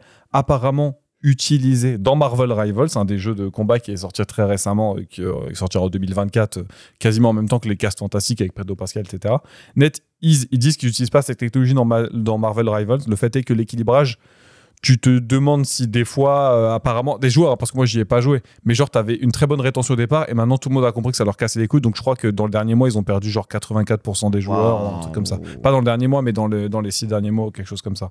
Mais il y a vraiment des techniques d'optimisation des matchmaking pour te dire on te retient, mais on te retient en disant putain là, on imagine que à tel moment, à telle heure, dans tel mood, tu vas faire tel score contre tel mec, donc on te met en face, et puis après on te met un mec à chier pour que tu sois un peu content que tu aies l'excès de dopamine et te dire bah vas-y, je continue un petit peu. C'est presque un peu les mécaniques que tu as dans les casinos quelque part. C'est exactement ça. C'est exactement pareil. Je pense qu'on peut pas passer à côté de ce phénomène, et vous avez déjà entendu ce mot-là depuis le début de l'épisode. En 2007, il y a un autre type de jeu qui propulse le jeu vidéo à une nouvelle dimension sociale et même planétaire. C'est les FPS sur console. Alors, je précise bien sur console parce que c'est une franchise qui symbolise un petit peu cette explosion, c'est Call of Duty. Mais Call of... dire le Sudoku, moi. Le Sudoku. Mais c'est sûr que ce genre de thématique, ça a déjà été abordé sur PC depuis Doom, Counter-Strike, mais aussi Call of Duty 4 Modern Warfare en 2007. Puis ces suites qui ont porté l'expérience en ligne sur des consoles, notamment la 360, la PS3, et c'est là que ça a touché un public bien plus vaste. Ouais, tout à fait. Mais si je te dis qu'il y a une dimension assez folle au FPS sur console, si je te dis que on a le FPS sur console grâce à Steven Spielberg. Titanic, je dirais. Ah, mieux que ça, le soldat Ryan. Ah, mais oui, on y vient. Ok. Je vais remonter vraiment, vraiment très, très loin dans mon histoire puisque je vais vous parler de Rare. Rare, vous les connaissez peut-être pour Perfect Dark. Non, ça vous dit peut-être rien, mais si je vous dis Viva Pinata, vous connaissez. Voilà. Rare, ils sont connus pour Viva Pinata, ce qui est un peu triste, mais ils ont fait des super trucs, que Viva Pinata est très bien. Mais à la base, Rare, ils arrivent à mettre la main sur la Famicom, qui est la version japonaise de la NES, en fait. Et ils se disent, putain, elle est cool cette console et tout, mais on n'a pas le droit de faire des jeux dessus. Donc, qu'est-ce qu'ils vont faire ? Ils vont la rétro-ingénierer, comprendre comment elle fonctionne et faire un petit jeu dessus. Tout content d'eux, ils vont aller voir les Japonais de chez Nintendo, chez eux au QG, et les mecs vont leur dire, mais les gars, c'est vraiment complètement illégal ce que vous avez fait, vous avez grave pas le droit. Mais en vrai, vous êtes un peu chaud, donc allez, on va bosser ensemble, tu vois. Il y a une excellente vidéo de The Great Review qui parle de tout cet arc-là. Je vous la fais un peu courte. Mais en gros, ils ont une relation un peu privilégiée et Nintendo, ils viennent d'avoir les droits sur, on en a parlé tout à l'heure, James Bond. GoldenEye. Et il y a une nouvelle console qui vient de sortir, Nintendo 64, qui fait une super 3D. Et à la base, Nintendo, ils ont dit, faites un platformer. Et eux, ils ont dit, mais on a une console qui fait de la 3D, on va faire un vieux Mario-like avec James Bond. C'est hors de question. C'est hors de question.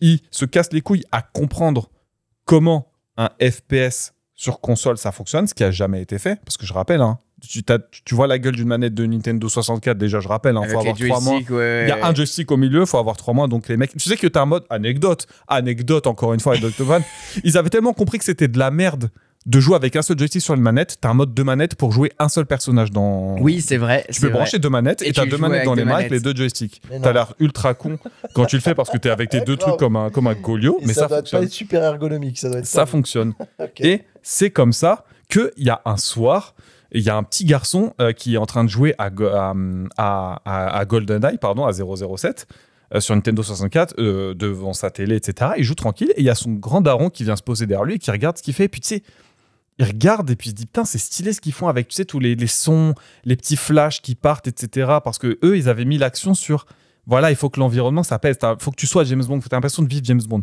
Sauf que le petit qui était posé là, c'était Max et que son père, c'était Steven Spielberg.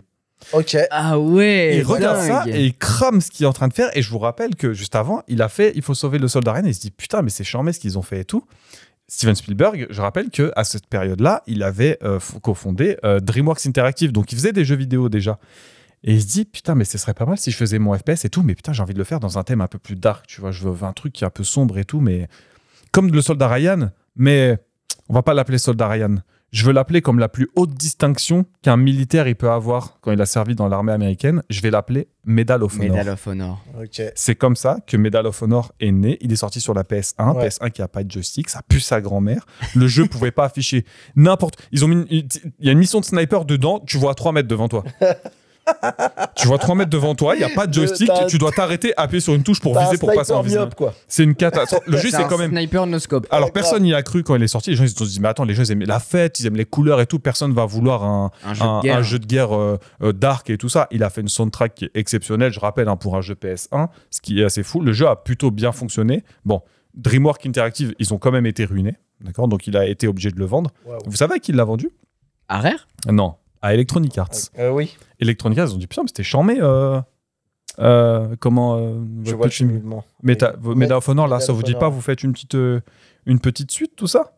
Ils font la suite, ça fonctionne plutôt bien, Medal of Honor Underground, et ils se disent, bon les gars, c'est très bien là ce que vous faites là, mais il y a pas mal de joueurs PC à aller chercher et tout, ça vous dit pas, on le fait porter sur PC et tout, mais on est hier, on a plein d'argent, on va aller voir les meilleurs.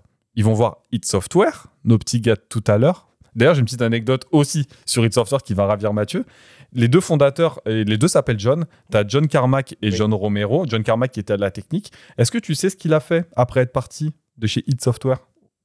Alors, je sais pas à quel moment du temps tu veux en parler, mais si c'est par la relation avec Oculus, peut-être ? Oui, exactement. Il est parti chez Oculus. Il est parti bosser chez Oculus. Il est parti relativement tard. Palmer Luckey, le fondateur d'Oculus, et il l'a aidé à la création d'Oculus. Bien sûr, mais tu m'auras pas de cours puisque tu sais ce qu'il fait maintenant. Maintenant, il fait de l'IA. Ouais, tout à fait, il m'a eu. Bah voilà, il m'a eu. Il a créé encore sa boîte sur il est parti de chez Meta avec des divergences, notamment sur la manière dont ils étaient en train de développer. Alors, pas forcément sur le Quest en lui-même, mais sur la suite de la VR chez Meta. Et du coup, il est parti. Romero, c'était le mec côté créatif, et Carmack, c'était le mec qui gérait la technique. Donc très chaud, très chaud. Ils leur disent non, on va pas faire ça. Flemme, on a la flemme. Là, faut qu'on fasse le prochain Quake et tout. Flemme. Par contre, il y a un petit studio qui s'appelle 2015 là. Eux, ils ont pas une thune, mais ils sont très forts. Allez les voir. Ils vont les voir. Et personne n'avait entendu parler d'eux, machin. Ces mecs là, c'est pas compliqué. C'est 100% de Call of Duty, c'est eux. Puisque ces mecs là, EA va les prendre, va faire porter Medal of Honor sur PC. Le jeu va être très bien. Et EA va les tège. En disant, écoutez, c'est très bien, vous nous avez donné une formule qui marche, merci beaucoup, on va tout faire en interne. C'est eux qui vont se transformer en Activision ? Sauf que en embuscade, il y avait Activision qui voit 2015 se faire tège, qui voit s'ils ont produit, ils ont dit, les gars, venez. je vous propose un petit truc là. Je vous aide à cofonder un studio là, petit studio. Et puis, on continue Medal of Honor, mais on va le faire sous un autre nom. Pour l'instant, c'est un projet, pour l'instant, on va l'appeler Medal of Honor Killer parce qu'ils vous ont foutu la rage et tout. Je mets de l'argent, on fait le studio. Ce studio, il va s'appeler Infinity Ward. Ok. C'est quoi, j'ai la musique qui est en train de se lancer dans ma tête. T'as le petit avec la vision nocturne. Donc, ils ont fondé Infinity Ward. Pendant le développement, c'est pas une vanne, mais le projet qui avait pas de nom, il s'appelait Medal of Honor Killer, tellement ils avaient la rage contre lui. Et ils vont développer Call of Duty qui, en sortant, est un tout. Donc en 2003, ça est un tout. Medal of Honor, machin et tout ça. Ironiquement, Infinity Ward, à cause de pas mal de débâcles sur le contrôle de la licence, sur le fait qu'ils ont filé la licence à Treyarch et puis à un autre studio avant qui a fait un peu de la merde au truc. Et puis ils voulaient un petit peu garder le truc et ils voulaient développer un autre jeu. Tu sais, ils ont beaucoup travaillé le comment on tire dans Call of Duty, mais pas comment on se déplace. Ils voulaient faire une licence futuriste avec beaucoup plus de mouvements, etc. Qui donnera... Titanfall. Exactement. Anecdote dans l'anecdote. Tu sais sur quel moteur il est basé, Titanfall ? Non, il est basé sur le Source Engine. Sur lequel tourne Half-Life 2. Voilà, Half-Life 2 et tous les autres, Portal, machin, anecdote dans l'anecdote. Studio qui s'appellera Respawn, du coup, quand ils vont se faire tège de chez Infinity Ward. Et si tu veux une anecdote dans l'anecdote, je sais pas si tu te rappelles. La mise en abîme. Rappelle-toi quand on jouait à Call of Duty, tu te rappelles, t'avais Modern Warfare 2, incroyable, quel classique et tout. Black Ops 1, incroyable, légendaire, mode zombie de fou. MW3. C'était bien, mais rien de nouveau. Rien de nouveau. Non. Advanced Warfare. Éclaté. Ils ont repris Titanfall. Infinite Warfare. Et en fait, pourquoi ils l'ont fait ? Parce que leur équipe en embuscade, qui viennent de faire un nouveau studio avec des développeurs hyper talentueux, tous les mecs qui sont barrés, parce qu'il n'y a pas que lui qui s'est barré, il n'y a pas que les deux qui ont cofondé Infinity Ward, hein. Il y a tous les mecs, tous les seniors qui sont barrés, le lendemain ils se sont réveillés, il n'y avait plus que les stagiaires dans les locaux. Et ils savent exactement ce qu'ils vont faire comme jeu puisqu'il a été pitché 20 fois. Et qu'est-ce qu'il a fait, Bobby Kotick à l'époque, le mec qui était le directeur de Activision. Il s'est dit, bah, vous voulez faire ce genre de jeu-là, bah, je vais le faire de mon côté. Sauf que je vais le faire tellement de fois que je vais en faire vomir le public, que quand vous allez sortir le vôtre, ça va être exactement la même chose, et ça va être éteint, sauf qu'il aura eu la mauvaise pub des miens. Exactement. Call of Duty, il a perdu des millions de joueurs, parce que je rappelle que à l'époque, Black Ops 1, on en sort incroyable, Infinity Warfare, bof, Black Ops 2, Jetpack, court sur les murs, encore une fois comme Infinity Warfare. Ensuite, Advanced Warfare et après Infinity Warfare. Encore une fois, t'es dans l'espace, t'as des jetpacks, tu cours sur les murs, il n'y a plus de guerre froide, ça pue sa mère. Après, c'était là où il y a eu Black Ops 3, je crois. Encore des jetpacks et tes courses sur les murs et tout ça. Ouais, moi pour être honnête avec toi, c'est la période. J'ai décroché à partir de après MW3 parce que c'était devenu. C'est la période où tout le monde a dit c'est de la merde. C'est la période où tout le monde a dit c'était mieux avant. Là, c'est répétitif, c'est tout le temps pareil. Et en fait, toute cette stratégie, elle existe parce que ils ont eu peur que les mecs qu'ils ont tège fassent concurrence directe à Call of Duty avec Titanfall.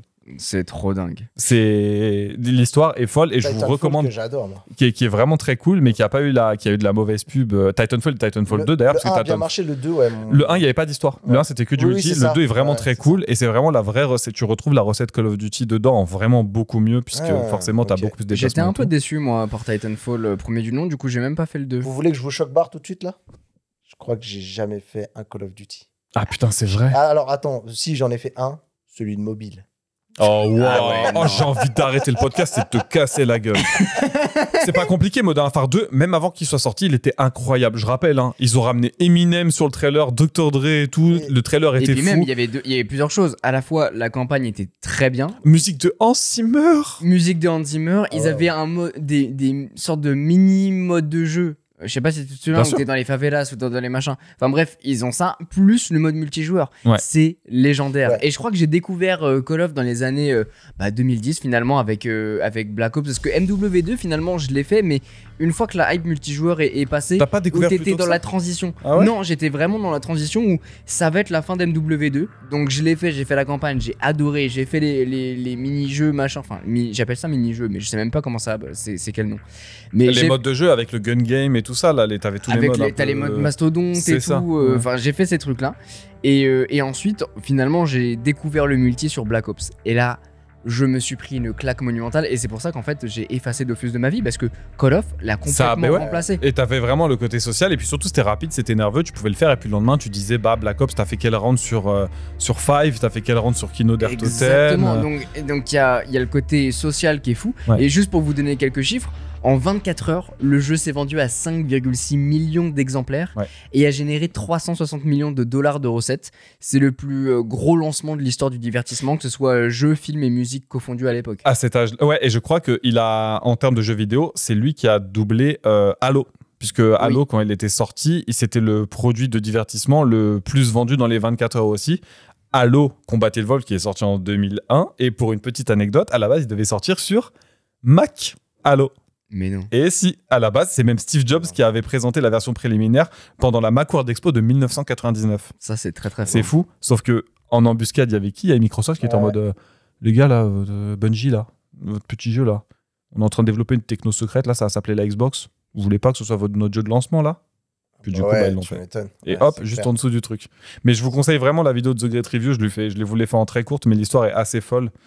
Sur toute l'histoire de Call of Duty, elle met en évidence des trucs fous. Toutes les enquêtes qu'il y a eu en interne, les coups de pute qui se sont tirés à droite à gauche dessus, c'est vraiment très drôle à écouter. Ça met la lumière sur ce que je viens de te dire, sur pourquoi est-ce qu'on a eu, après Black Ops 1, que des jeux éclatés. Parce qu'on avait au mieux des gens qui savaient copier la formule. Au pire, juste des stratégies marketing dégueulasses pour couvrir des employés mécontents. Non mais Black Ops, c'est le jeu légendaire qui à la fois faisait écho parce que tu jouais entre potes, donc il y avait vraiment ce côté réunion, un petit peu comme tu fais Mathieu avec les sessions VR et tout, où t'es là, où t'es là avec tes potes, tu te connectes et il y a trop de mèmes maintenant sur les lobbies qui ont tourné avec moi j'ai des dialogues il a une chaîne TikTok dédiée sur tout ce qu'il fait dans Call of, voilà. Mais j'étais tellement buté à Call of pour vous dire que pour vous imaginer un petit peu tout ça, il y a une gamification dans Call of Duty où surtout sur tous les Modern Warfare, Black Ops et tout ça.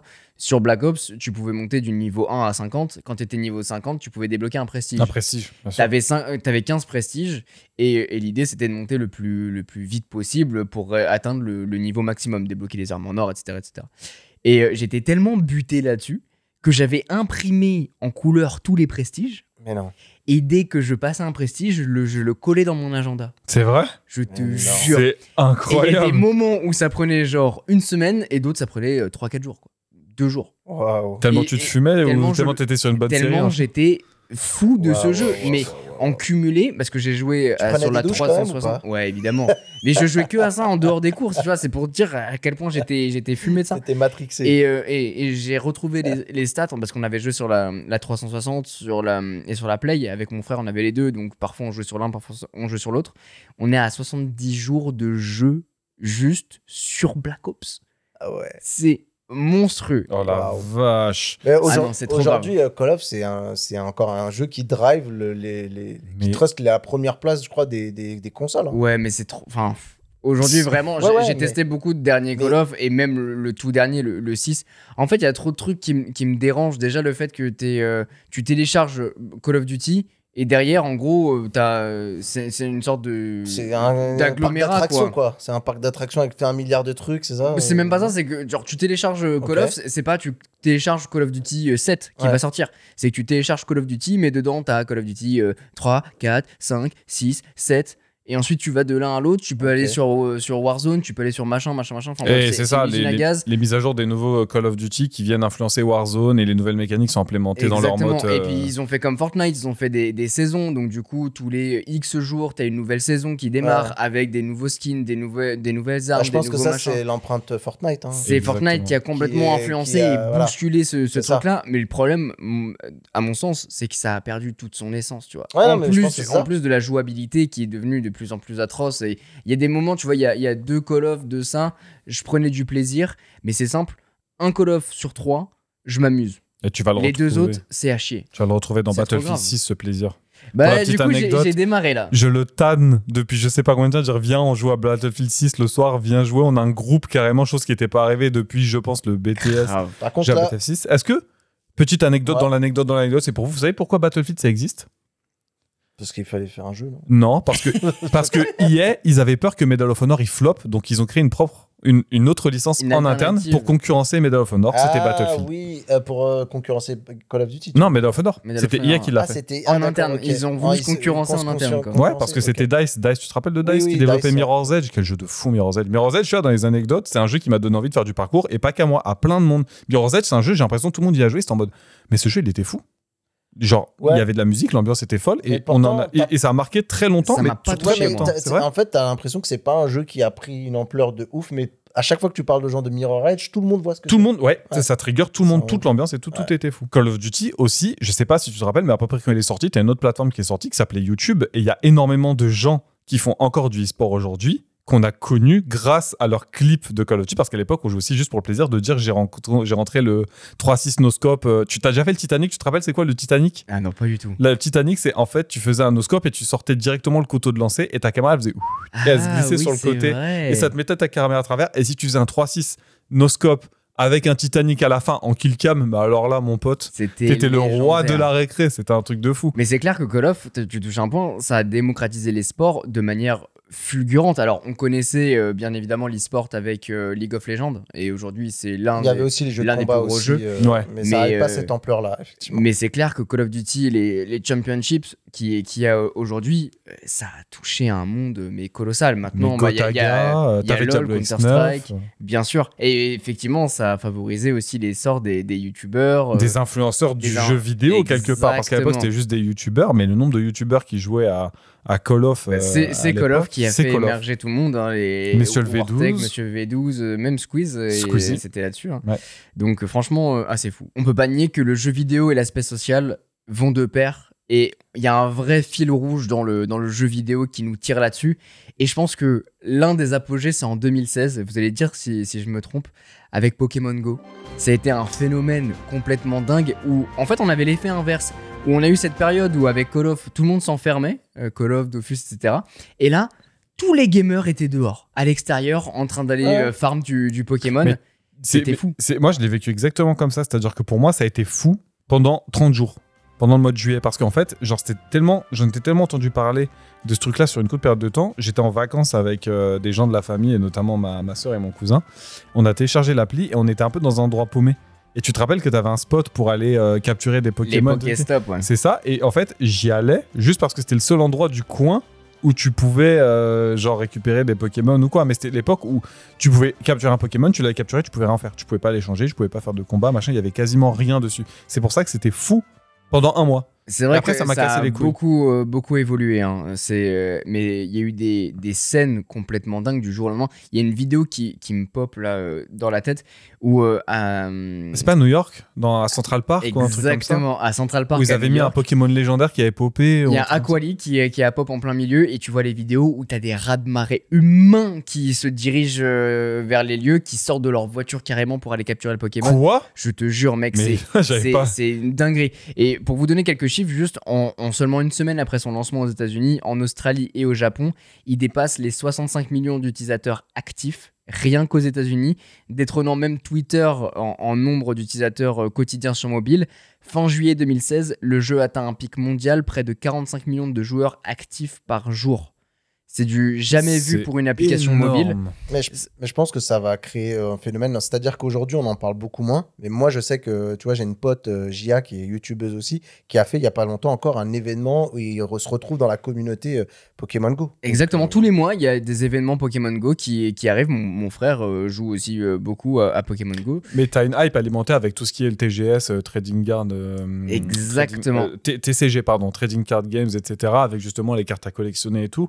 Qui, nous, on rigolait parce qu'on avait tel Pokémon quand on était petit, etc. Et tu revois le prix auquel ça se vend aujourd'hui, les packs, tu te dis, wouh, quand même. Mais tu sens que ce jeu-là, c'est un peu un alignement des planètes. Je pense que déjà, le timing devait être parfait, que la licence, elle est parfaite parce que ils ont essayé de décliner sur d'autres choses comme genre, je sais qu'il y a eu une Harry Potter etc., mais qui n'a pas réussi autant à capter les gens. En fait. C'est ouf. Hein. Ça n'a pas trouvé le public, mais effectivement, je pense qu'ils ont choisi la bonne licence pour le faire. Ça. Et ensuite, il y a eu l'arrivée de la réalité augmentée qui a vachement pop dans le domaine technologique. Et ils ont su vachement bien l'allier. Et il y a aussi un truc, je pense, qui est primordial, c'est que le fait que tu te balades dans tes rues à toi et tu trouves des Pokémon, il y a un mix entre... virtuel et réel qui est assez dingue, en plus d'amener une couche de culturel, social un petit peu.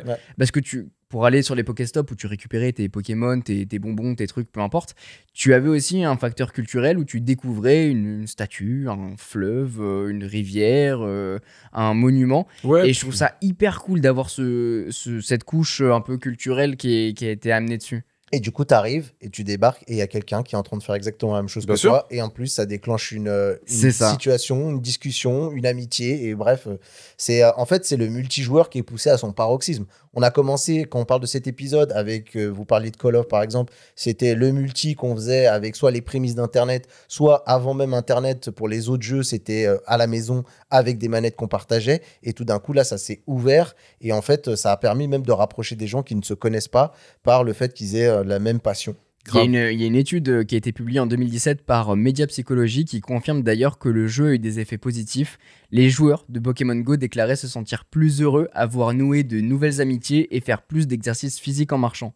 Il y avait aussi un truc fort, c'est que tu te déplaces pour aller choper un Pokémon, mais en plus de ça, pour pouvoir faire des œufs, donc tu récupères des œufs et pour les faire éclore, tu es obligé de marcher un nombre de kilomètres, 2, 5, 10 en fonction de la rareté.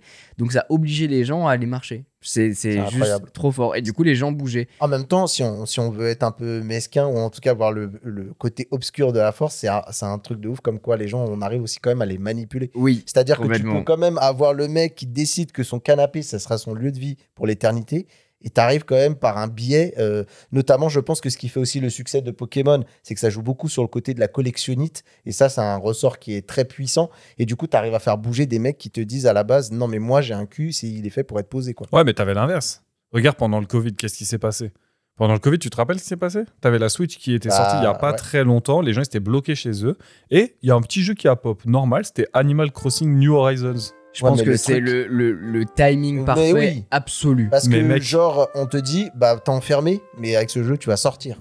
Ou alors, tu peux inviter tes gens chez toi, mais virtuellement. Tu vois, ta belle île que t'as mis je sais pas combien de temps à construire, à rembourser ton crédit à Tom Nook, pour acheter des trucs beaucoup trop chers avec ses clochettes de mort, là. Anecdote, il y a une joueuse qui raconte, grâce au jeu, elle a pu fêter son anniversaire en ligne. Son gars, il lui a organisé une fête d'anniversaire avec ses potes.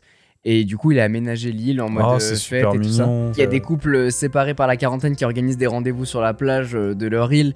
Il y a eu des grands-parents qui pouvaient pas voir leurs petits-enfants, donc du coup, ils ont acheté le jeu pour pouvoir discuter, les voir. Ça a dû sauver carrément... mais psychologiquement, ça a été ultra positif. Hein. Ultra positif. Et il y a même un musée du jeu vidéo national de Sheffield au Royaume-Uni qui a lancé un projet d'archives nommé Animal Crossing Diaries, recueillant les témoignages des joueurs pour savoir comment le jeu, ce que représente le jeu pour eux pendant cette période hyper singulière qui est celle du Covid. Et le conservateur du musée, il parle d'un fascinant aperçu de la psychologie en temps de pandémie. Tant Animal Crossing a créé un servi de miroir aux émotions, un peu ce que tu nous disais avec WoW et ce bug. Mais c'est hyper dingue de voir que, en fait, Animal Crossing a servi un peu de thérapie douce par rapport à la situation et ça te sortait des horreurs que tu voyais au quotidien, quoi. Et au-delà de ça, en fait, t'avais un espèce... Vraiment, pour moi, t'étais à mi-chemin entre... C'était con, mais c'était du métavers ASMR. C'est-à-dire qu'en fait, t'avais rien à foutre chez toi. Non, mais regarde le truc. Tu viens de sortir du taf, tu te dis, putain, attends, je vais aller m'aérer l'esprit. Tu peux pas. Parce que littéralement, t'as pas le droit de sortir. Bon, en vrai, tu te faisais la petite attestation. J'ai besoin de sortir, tu sortais, mais faut pas le dire. Ou t'allais promener le chien, si t'avais un chien. Ou t'allais courir. Il y a eu beaucoup de coureurs aussi pendant le Covid. Beaucoup de gens qui ont découvert le sport. Ouais. Mais si t'étais le mec moyen, tu te disais, bah putain, je vais allumer Animal Crossing. Tu faisais ton petit truc, t'avais le petit thème, petit ASMR, le petit bruit de l'eau. Tu sortais, t'allais récupérer tes petits fruits, tu faisais ton petit jardin, tu t'achetais les petits trucs, t'allais discuter avec tous tes petits habitants de l'île, t'en découvrais une peut-être, t'invitais un pote ou un pote t'invitait, t'échangeais avec lui les objets que t'avais pas forcément, et tout ça dans un truc très très calme. Et en vrai, vraiment, t'avais à la fois la dimension de chill, de se dire putain, je suis dans un jeu, c'est un peu cool et je suis pas pressé, c'est pas un truc rapide, je peux prendre mon temps, j'ai pas d'endgame, j'ai pas de truc à accomplir, c'est juste je fais ce que j'ai envie. Et en plus le métavers dans le sens où t'avais ta petite maison, tu l'aménageais, t'achetais tes objets, t'invitais tes potes et tout ça. Dans la même analogie, je vous rappelle qu'on en a déjà parlé dans un épisode, mais que moi je me retrouve covidé pendant les périodes de fête, où vraiment c'était à l'époque où on disait quand t'es positif, faut vraiment t'isoler tout ça. J'ai passé mon nouvel an dans VRChat. Voilà. Mais c'est vraiment... avec des inconnus, il y avait un pote ou deux, mais la plupart c'était des inconnus, et on a fêté tous les nouvel an avec les horaires, le décompte. Et puis ça c'est un peu cool. Le décalage horaire tu vois, on a fait celui du Portugal parce que c'est 1 heure avant, on a fait celui de la France, et il y en a, ils ont été se buter jusqu'à faire celui des États-Unis le lendemain matin, quoi. Mais c'est génial, le côté, je trouve vraiment où tu as la dimension sociale à son paroxysme, et ça prouve vraiment qu'il y a une vraie communauté qui se rejoigne à travers une raison commune. Ouais. Et il y a un jeu pour moi qui est un peu le spectacle de tout ça, c'est Fortnite, qui a su ramener les gens, au lieu de Pokémon Go qui les emmène à l'extérieur, les ramener devant leur écran, mais pour toute autre chose. En 2017, du coup, Epic Games lance Fortnite. C'est un jeu où tu peux tirer sur des gens, un battle royale, sur des gens, et en même temps tu peux construire, mais dans un aspect hyper cartoon.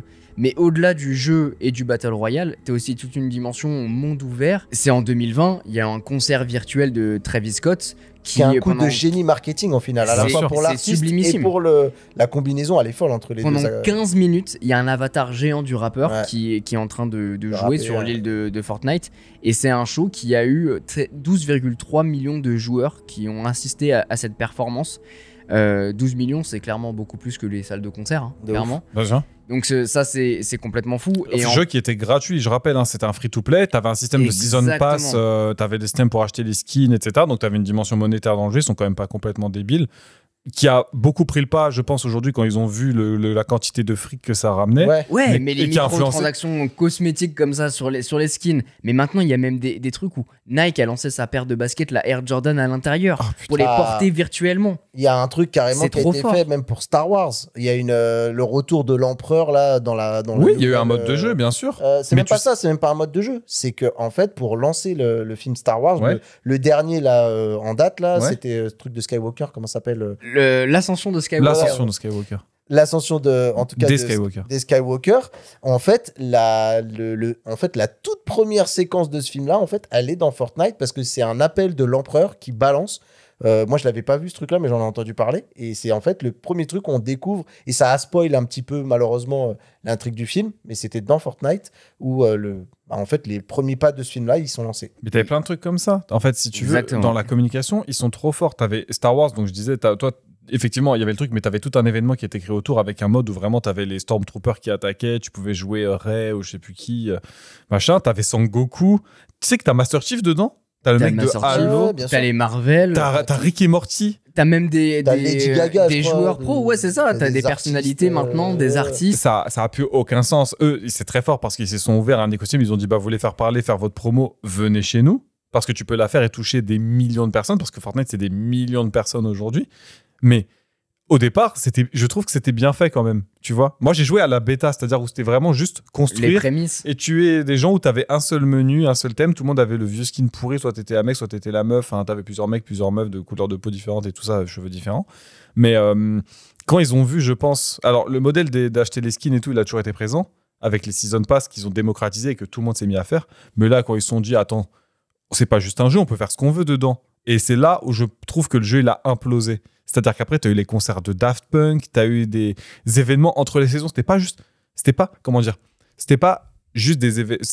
tu jouais en multijoueur.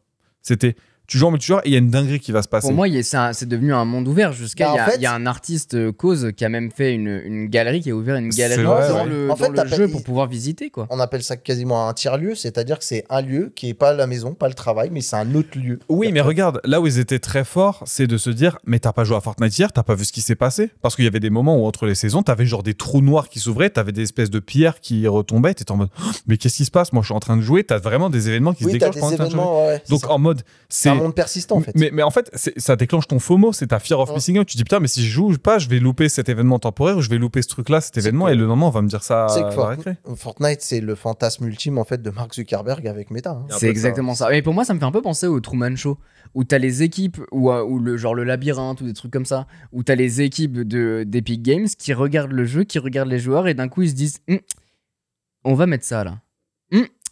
Et si on faisait ça là? C'est un peu ça. C'est un peu les dieux qui contrôlent un Ouais, univers bien et sûr. qui contrôlent les joueurs et qui d'un coup peuvent faire pop un monstre, peuvent faire pop un truc. Je trouve ça trop fort, et je suis complètement d'accord avec toi. À mon sens, Epic Games a réussi là où Meta a complètement échoué avec cette histoire de métavers et faire de Fortnite plus qu'un jeu. C'est vraiment une plateforme universelle C'est un centre où tu commercial. peux jouer, créer, socialiser, consommer du contenu et pourquoi pas même travailler à terme, quoi. C'est vraiment un centre commercial. En fait, à l'époque, on allait traîner dans les centres commerciaux. Bah, c'est exactement ça. Mais On va c'est vraiment traîner ça. dans Fortnite. C'est tu prends plaisir à regarder les pubs en fait ça. maintenant. C'est tu te mets devant et puis tu vois tes personnages. Alors moi je trouve ça me vénère, mais bon c'est parce que ça y est, je suis un boomer je pense maintenant.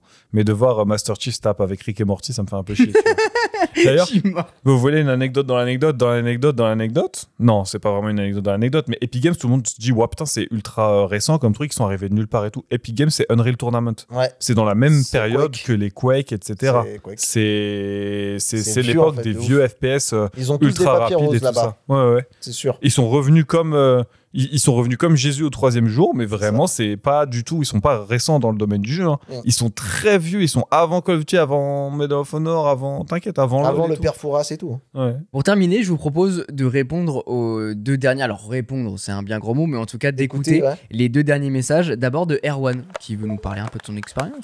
Moi, ce qui m'a marqué, il n'y en a pas qu'un jeu, j'en ai plusieurs qui me viennent en tête, mais le premier, c'était Toy Story sur la PlayStation 1. Waouh. Même si j'avais eu les Game Boy, les Super Nintendo plus tôt, lui, c'est vraiment le qui m'a marqué parce que je me rappelle très bien avoir ragé sur ce jeu et de m'être fait défoncer par ma mère pour avoir dit des gros mots quand j'étais petit devant ce jeu. Après, il y a eu Super Mario Sunshine sur la GameCube qui m'avait Ok. marqué. Et surtout Beyond Good and Evil sur la GameCube ainsi que le premier Assassin's Creed qui ont été les deux premiers jeux que je terminais de A à Z. Donc ça m'avait marqué d'avoir des jeux qui t'accrochent autant où tu joues vraiment pour avoir la fin de l'histoire. Ouais. Et toujours pas de suite à ce Beyond Good and Evil depuis des années qu'on entend parler. Voilà, merci pour ce petit concept, à bientôt. Ciao Erwan, ça fait plaisir. Merci Erwan. Mais c'est vrai. Il a fait un trou dans le passé, c'est fou. Mais alors, Toy Story, moi je crois que je l'avais eu sur PC, mais j'espère qu'on parle du même. Est-ce que c'était celui en 3D où t'étais dans un ascenseur ou un truc comme ça Ah non, t'es dans la chambre d'Andy, je crois. Ouais, pour sectionner les niveaux. Mais après, t'es genre dans la rue et tout, et t'as Zorg ou un truc comme ça. Oui, exact. Et même t'as les petits extraterrestres que tu dois choper qui sont des easter eggs que tu dois collecter. Exactement. Mais mec, ce jeu-là, tu sais que vraiment, c'est un des premiers jeux auxquels je me souviens avoir joué. Je l'ai jamais fini. Je me rappelle que déjà dans les niveaux, t'avais tu devais choper le grappin pour choper un truc. Grappin. Et le grappin, je l'ai jamais eu. J'ai jamais passé genre le niveau 3 ou 4, je crois que j'étais bloqué à un endroit. Mais quand il parle, mais c'est terrible. Il a déverrouillé un truc si loin dans mon esprit. Si loin. Tu jouais Buzz l'éclair, il me semble. Woody, non? Tu jouais Woody? Je crois. Ouais, peut-être que tu pouvais sélectionner les deux. On parle pas du même, putain. Bah, j'ai trop les souvenirs vagues. J'ai très peu joué à ce jeu, alors que pourtant j'adore Toy Story. Pourtant, en général, les licences de films et les jeux, ça fait pas super bon ménage. Par contre, il a parlé d'Assassin's Creed. Ouais. Moi, Assassin's Creed, en fait, ça me rappelle quand même un truc. Ça fait partie des rares jeux que j'ai été jusqu'au bout de l'histoire. Et c'est quand même une des licences qui m'a le plus frustré. T'as joué Assassin's Creed sur mobile aussi ou Il a vu que le film. Je rigole pas, je crois que j'en ai fait un, je crois. Mais quoi qu'il en soit, je l'ai fait en VR aussi. Mais quoi qu'il en soit, le gros forceur. Quoi qu'il en soit, un des trucs que je reproche le plus à cette licence qui m'a vraiment presque créé un désamour avec cette licence, c'est que je trouve qu'on s'est tellement éloigné un peu du postulat de départ, avec cette dualité entre t'es dans le futur et tu bascules avec Abstergo et tout ça, machin. Moi, je trouve que je suis trop content qu'ils le fassent plus. Ah ouais, ça me cassait les couilles. Dès que je revenais à la réalité, j'étais en mode non mais arrêtez, je ne veux pas. C'est vrai, tu trouves? Moi, tu fais un jeu pour moi, ça faisait dédié un peu à ça. Matrix, tu vois. Il y avait un côté Matrix dans le truc. Le fait de se dire putain, attends, j'apprends des compétences, j'apprends de l'assassin quand je le joue et tout, et puis que ça se dit que ça termine par. Alors déjà, l'histoire avec la traîtrise de ton mentor. Et le plot twist était fou parce que c'est lui qui te guide, qui te redonne son statut. Sur le premier. Tout ça sur le premier. Le premier était légendaire. Mais alerte, c'est cadeau. Si vous n'avez pas voulu, si vous vouliez le faire, c'est mais dommage. tu vois, non mais alors frère, il y a prescription là, ça fait 15 ans il est sorti le truc. Est-ce que vous voulez écouter le message de Gab? Allez vas-y, parce que je pense qu'on va parler d'Assassin's Creed. Gab qu'on embrasse, mais c'est sûr que ça parle d'Assassin's Creed. Hein. Plus qu'un jeu, c'est une saga, c'est Assassin's Creed. Oh là là. Comment dirait-on, un peu changé ma vision, modifié ma vision, ma façon de regarder le monde. Wow. Et au-delà de ça, à cause de jeux, j'ai découvert des pans entiers d'histoire. Moi qui suis passionné d'histoire, ça m'a permis de découvrir des pans entiers d'histoire, surtout d'aller voir plus loin dans ces pans-là. Ça m'a aussi permis de partir en vacances pour aller voir certains monuments qui sont dans ces jeux, notamment à Florence. Ah, ça c'est vrai. C'est fort. Des pans aussi de mythologie, de toute cette partie théorie du complot qui est assez bien construite et qui se sert des vraies théories du complot. C'est vrai que c'est assez fort le fait que Assassin's Creed puise vraiment son essence de l'histoire, quoi. Ouais, c'est ça, de trucs. Alors bon, c'est un peu romancé pour le truc, mais c'est rigolo. Gab qui me dit ça, on embrasse Gab parce que c'est un pote à nous. C'est un pote à nous. Qui dit ça avec un air complètement blasé. Tu sais, il dit ça genre c'est la matinale de RTL, tu vois. C'est la façon dont il t'a raconté ça. Alors que c'est le mec le plus excité quand tu parles d'Assassin's Creed. Ça veut dire que là, il est à son prime de l'excitation là quand il nous a parlé. Là, il fait son aigri. Comme d'hab. Okay. Là, c'est la méta. La méta Gab, on l'appelle. Non, mais par contre, c'est vrai que ça avait une empreinte forte du côté historique. Hein. Il y a des. Enfin, le truc, il est pratiquement un peu validé. Je me souviens de Assassin's Creed Unity, où on avait des images de vraies rues de Paris sur Twitter. Je me souviens, il y en avait plein avec la rue qui était refaite. Mais bien sûr. C'était incroyable. Anecdote dans l'anecdote, tu sais, ils sont déplacés, les équipes pour faire Assassin's Creed Unity sont déplacées à Paris pour faire des scans de Notre-Dame pour la faire le plus fidèlement possible. Exact. Notre-Dame, elle a cramé. Bah ouais. En plus d'offrir le jeu gratuitement sur le Uplay, le store de Ubisoft, quand il y a eu la catastrophe, ils ont refilé les scans 3D aux équipes pour qu'ils puissent le refaire. Je trouve ça un peu cool. Le power move est fou. Et du coup, à l'époque, il sortait pas sur VR, puisqu'il est sorti un peu après, mais ils avaient filé aussi également pour qu'on puisse le voir en réalité virtuelle. C'est très stylé. C'est vraiment le scan du jeu. En fait. Mais tu vois, Assassin's Creed 1, je me dis aujourd'hui, ou même le 2, tu vois, tous ceux jusqu'à Brotherhood, pas Révélation, parce que Révélation, je crois que je l'ai fait il y a pas trop longtemps, il y a 2 ans, un truc comme ça, il tient encore la route. Je me demande si,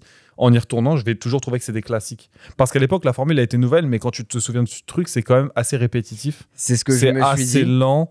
C'est pas spécialement beau, mais t'avais la découverte de l'histoire et les mécaniques étaient folles. Moi, j'adore l'infiltration, c'est une des manières de jouer que je préfère.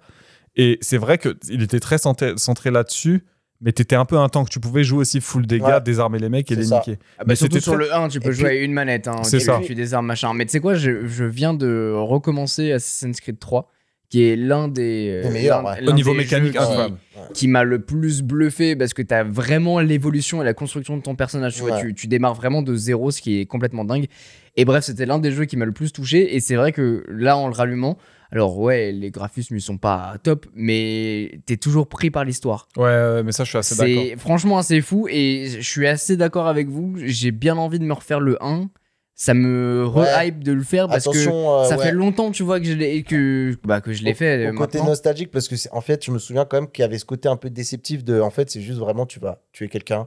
Et machin. Il y a un truc vraiment très cru. Ah oui. Ben, en fait, c'était un peu comme si tu vivais un film, c'est-à-dire que tu revois la progression du mec, puis la trahison du mentor, et puis tout ce qu'il y a autour, les ramifications, avec, comme Quentin il disait, le passage du passé et dans le présent, du passé en présent. Je trouve qu'il était bien fait par certains moments et moins bien fait dans d'autres. Dans Assassin's Creed 1, je trouve que c'était vraiment le build-up avec la fin en mode ah ouais, ok, il y a le patient qui était là avant, machin. Ça c'est trop bien, mais dans le 1, tu vois, après ils ont continué, en fait, j'ai l'impression qu'ils ont trop tiré la thématique. Alors, ouais, mais je trouve qu'en fait, ils auraient dû la garder jusqu'au. Enfin, comment dire, que tu joues en permanence quelqu'un. C'est-à-dire que quand t'es plus Desmond et que c'est genre toi-même, t'es ton propre assassin, je suis en mode. Oh, fait chier, frère, là, je me sens pas du tout engagé. Tu sais, quand t'es un employé d'Abstergo, machin. Moi, je pense que c'est ça qui me. Alors, c'est ça qui m'a saoulé, moi. Mais moi, ce qui est pareil, là, qui a jamais eu un peu finalement d'évolution, ou en tout cas de point final à cette histoire d'Abstergo. Peut-être qu'il y en a eu. Il y en a eu un. Il y en a eu un, ouais, mais je vais pas te spoil. Ouais, mais en gros, ça. Alors, pas d'Abstergo, de Desmond Miles, le mec que tu joues dans tout l'Assassin's Creed jusqu'à. Je sais plus jusqu'à Révélation, je crois. Soit ça a duré trop longtemps, mais le 3, le 3 était aussi Desmond. Bah c'est le 3, alors je pense où il se passe. Ouais, mais dans certains titres, tu sens que tu joues vraiment plus pour jouer l'assassin et tout ça. Et le côté de Desmond, il est ultra délaissé. En fait, c'est vraiment des petites touches par-ci par-là, mais en fait, il y a plus vraiment il y a plus d'enjeu du côté de Desmond. En fait. Tu sais, tout le délire d'Assassin's Creed, t'as suivi un petit peu tout le délire, c'est de retrouver les fragments d'Éden, qui sont des fragments des objets incroyables donnés par les dieux. Parmi eux, t'as la pomme d'Éden, t'as Excalibur, ce genre de truc, machin.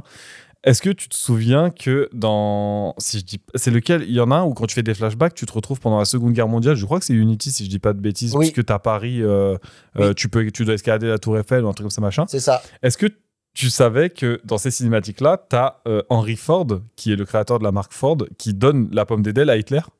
Mais non. Si, dedans. Donc, tu as une anecdote à la fois automobile, à la fois Assassin's Creed et tout. Et moi, quand j'ai vu ce truc-là, je me dis, en fait, c'est un enfoiré. Le mec, il a. Alors, Henry Ford, c'était un enfoiré, vraiment, pour le coup. Mais le fait qu'il ait mis dedans en mode, tiens, je donne la pomme au H, je me suis dit, ah, ok, osé de la part de Ubisoft. Je crois que d'ailleurs, c'était assez fou parce que dans Unity, tu joues la période de la Révolution et il y a un petit climax, un petit truc où on atterrit. Côté résistant, t'es un résistant pendant la Seconde Guerre. Ah, je crois que c'est une espèce de faille, en fait. Ah, c'est les failles, c'est ça, ouais, c'est ça. C'est ça, en fait, à la base, tu joues vraiment que la Révolution. Et ils ont mis une petite faille où t'es dans la Tour Eiffel. Je me souviens un peu vaguement de ce truc-là. T'as des trucs dans le temps, tu dois t'échaper du temps et tu traverses Paris pendant la Seconde Guerre mondiale et tout, ouais, c'est ça. C'est l'un des rares Assassin's Creed que j'ai pas fait. Alors, je l'ai pas terminé, Unity. Très très bon aussi. Hein. Parce que les mécaniques étaient très buggées au tout début et donc ça m'a. Mais par contre, ça reste un des très très bons titres. Alors, ouais, c'était buggé au début, mais en vrai, pas buggé, c'était un des meilleurs parcours que j'ai vu, c'était un des univers les plus remplis. L'histoire, j'ai jamais rien compris, je comprends pas, je suis pas investi dans le personnage, je comprends pas le délire avec la meuf, je comprends pas la fin du jeu que j'ai dû regarder parce que j'ai pas été jusqu'au bout. C'était un de ceux qui t'obligeaient à jouer un petit peu stratégiquement, puisque tu te faisais mêler par 4 mecs si jamais t'y allais, c'était pas comme les anciens où t'étais un tank. Là, t'y allais mal, tu te faisais laver. Ils ont mal vendu le multijoueur parce que je rappelle qu'on était en mode on va jouer en multijoueur, c'est fou, t'as 4 missions qui se jouent en multijoueur, ça foutait la rage, c'était des missions où t'étais ultra boxé, ultra limité dans tes quartiers, même pas des quartiers, c'était quasiment qu'autour d'un bâtiment, fallait activer la mission, appeler tes potes. Moi, je pensais que j'allais faire du parcours dans la rue avec mes potes, ça aurait été incroyable, alors que le parcours était très bon. Et derrière, t'avais l'arrivée de la dimension RPG qui m'a un peu moins plu dans Assassin's Creed. Mais graphiquement, il tient encore la route, c'est-à-dire que si tu veux le découvrir, il est encore très bon graphiquement. Mais et tu vois, tu parlais tout à l'heure du fait qu'ils alliaient beaucoup la dimension historique avec l'histoire du jeu et qu'au départ, c'était subtil, mais ça allait, tu vois, c'était un peu, il y avait des trucs où ils forçaient un petit peu. Mais globalement, tu pouvais croire. Moi, après Unity, c'est le moment où j'ai pété un câble. Déjà, Syndicate, il puait sa mère. C'était Unity avec moins d'ambition, moins de contenu, etc. Et après, Léonidas, c'est un viking. C'est un assassin. En fait, ils viennent d'Égypte, machin. En fin de compte, lui, pendant je sais pas quoi, c'est un assassin. Et puis après, au Japon, il y avait des assassins. Frère, c'est bon, tout le monde était templier, tout le monde était des assassins. Moi, j'y croyais plus, tu vois. C'était vraiment la période pour laquelle moi, Assassin's Creed, ça m'a saoulé. Bon, bah voilà, en tout cas, je pense que vous avez bien compris que le jeu vidéo, c'est notre Madeleine de Proust. On a beaucoup de choses à dire. Et surtout, en fait, ce qui est hyper intéressant, c'est qu'ils ont réellement façonné et continuent de façonner notre société par divers biais, que ce soit social, que ce soit créatif, etc. Donc, c'est vraiment fort. Et je pense que c'est aussi le reflet de nos évolutions technologiques et un moteur du changement social, quoi. Et si tu me permets un mot, je pense qu'on n'a pas encore tout vu, parce que je trouve qu'on est encore dans une génération où nos dirigeants, t'as pas l'impression que c'est des gens qui ont été gamers une fois dans leur vie, tu vois. Non. Donc peut-être que vraiment le jeu vidéo, il prendra encore plus de dimension, pardon, au niveau sociétal, parce que vraiment, on n'a pas encore arrivé au bout d'un monde où vraiment le jeu vidéo, il va toucher tout l'ensemble jusqu'au plus haut de l'État, par exemple. Et on arrive à un âge où nous, on a grandi dans la génération, je découvre les jeux vidéo et tout ce qu'il y a par la suite, mais on arrive aussi à l'âge où tu as forcément ta responsabilité d'adulte qui arrive et que tu vas avoir la dissonance entre les enfants des générations futures. Donc toi, par exemple, ta fille ou les autres enfants qui auront le même âge, grandir et se faire eux-mêmes leur propre vision du jeu vidéo avec ce qu'ils vont découvrir que dans l'instant T, que nous, on a dû découvrir et qu'on a vu évoluer pendant 20, peut-être 30, peut-être 40 ans. Et ce qui est très drôle, parce que moi je peux en parler, j'ai 2 enfants, dont un qui est assez grand. En fait, tu te revois dans le passé en disant, putain, tu sais, t'es gamin, tu binge-watch toute la nuit, t'as tes darons qui te fracassent la gueule pour que t'arrêtes et tout ça. Et toi, tu te dis, en te couchant, quand t'es un gamin, tu te dis, moi plus tard, quand je serai un grand, et ben moi, mon enfant, il pourra faire tout ce qu'il veut. Et en vrai, aujourd'hui, il joue à des jeux vidéo et pareil, tu les fracasses pareil. Voilà. Et mais pour d'autres raisons, parce que il y a une emprise, il y a du free-to-play, il y a d'autres mécaniques qui font que nous, on va diaboliser le jeu, pas pour le jeu, mais pour d'autres différentes raisons. Et au final, c'est quand même un cycle de la vie qui fait une boucle. C'est très très poétique. Ouais, ça m'est venu comme ça. Beau. Désolé. Ouais. Tu sais quoi, je vais continuer sur ta veine, parce que c'est sûr que le jeu vidéo, on va continuer sur la tendance actuelle. Et le game over, ce qui est sûr, c'est qu'il ne sera pas pour demain. Bien au contraire, l'aventure fait que commencer. Incroyable. La larme à l'œil. Merci beaucoup en tout cas d'avoir suivi cet épisode, ce long épisode un petit peu, on va dire hors série, en tout cas spécial, parce qu'il y avait beaucoup de choses à dire et ça nous tenait à cœur de vous le partager dans son entièreté. Et que vous nous fassiez partager vos expériences aussi, parce qu'en fait on se rend compte dans l'épisode que même si on n'était pas forcément potes au même moment ou pas tous les uns sur les autres, il y a eu vraiment des événements canons que tout le monde a vécu quasiment exactement de la même manière. Ouais. C'est ça, on a eu un déroulé et finalement... Gros kiff d'avoir les témoignages des personnes qui sont intervenues, c'était gros kiff. N'hésitez pas d'ailleurs à utiliser la bulle vocale qui est en description pour pouvoir enregistrer vos questions et continuer d'interagir avec nous sur les prochains épisodes. Peut-être même faire un épisode dédié aux réponses et aux interactions avec vous. Et évidemment, si le podcast vous plaît, n'oubliez pas de mettre les petites 5 étoiles. Ça nous aide beaucoup, ça soutient le podcast et ça nous aide à avancer. Merci beaucoup en tout cas et on se retrouve très très bientôt pour un prochain épisode. À très vite sur Bubble. À bientôt. Bye.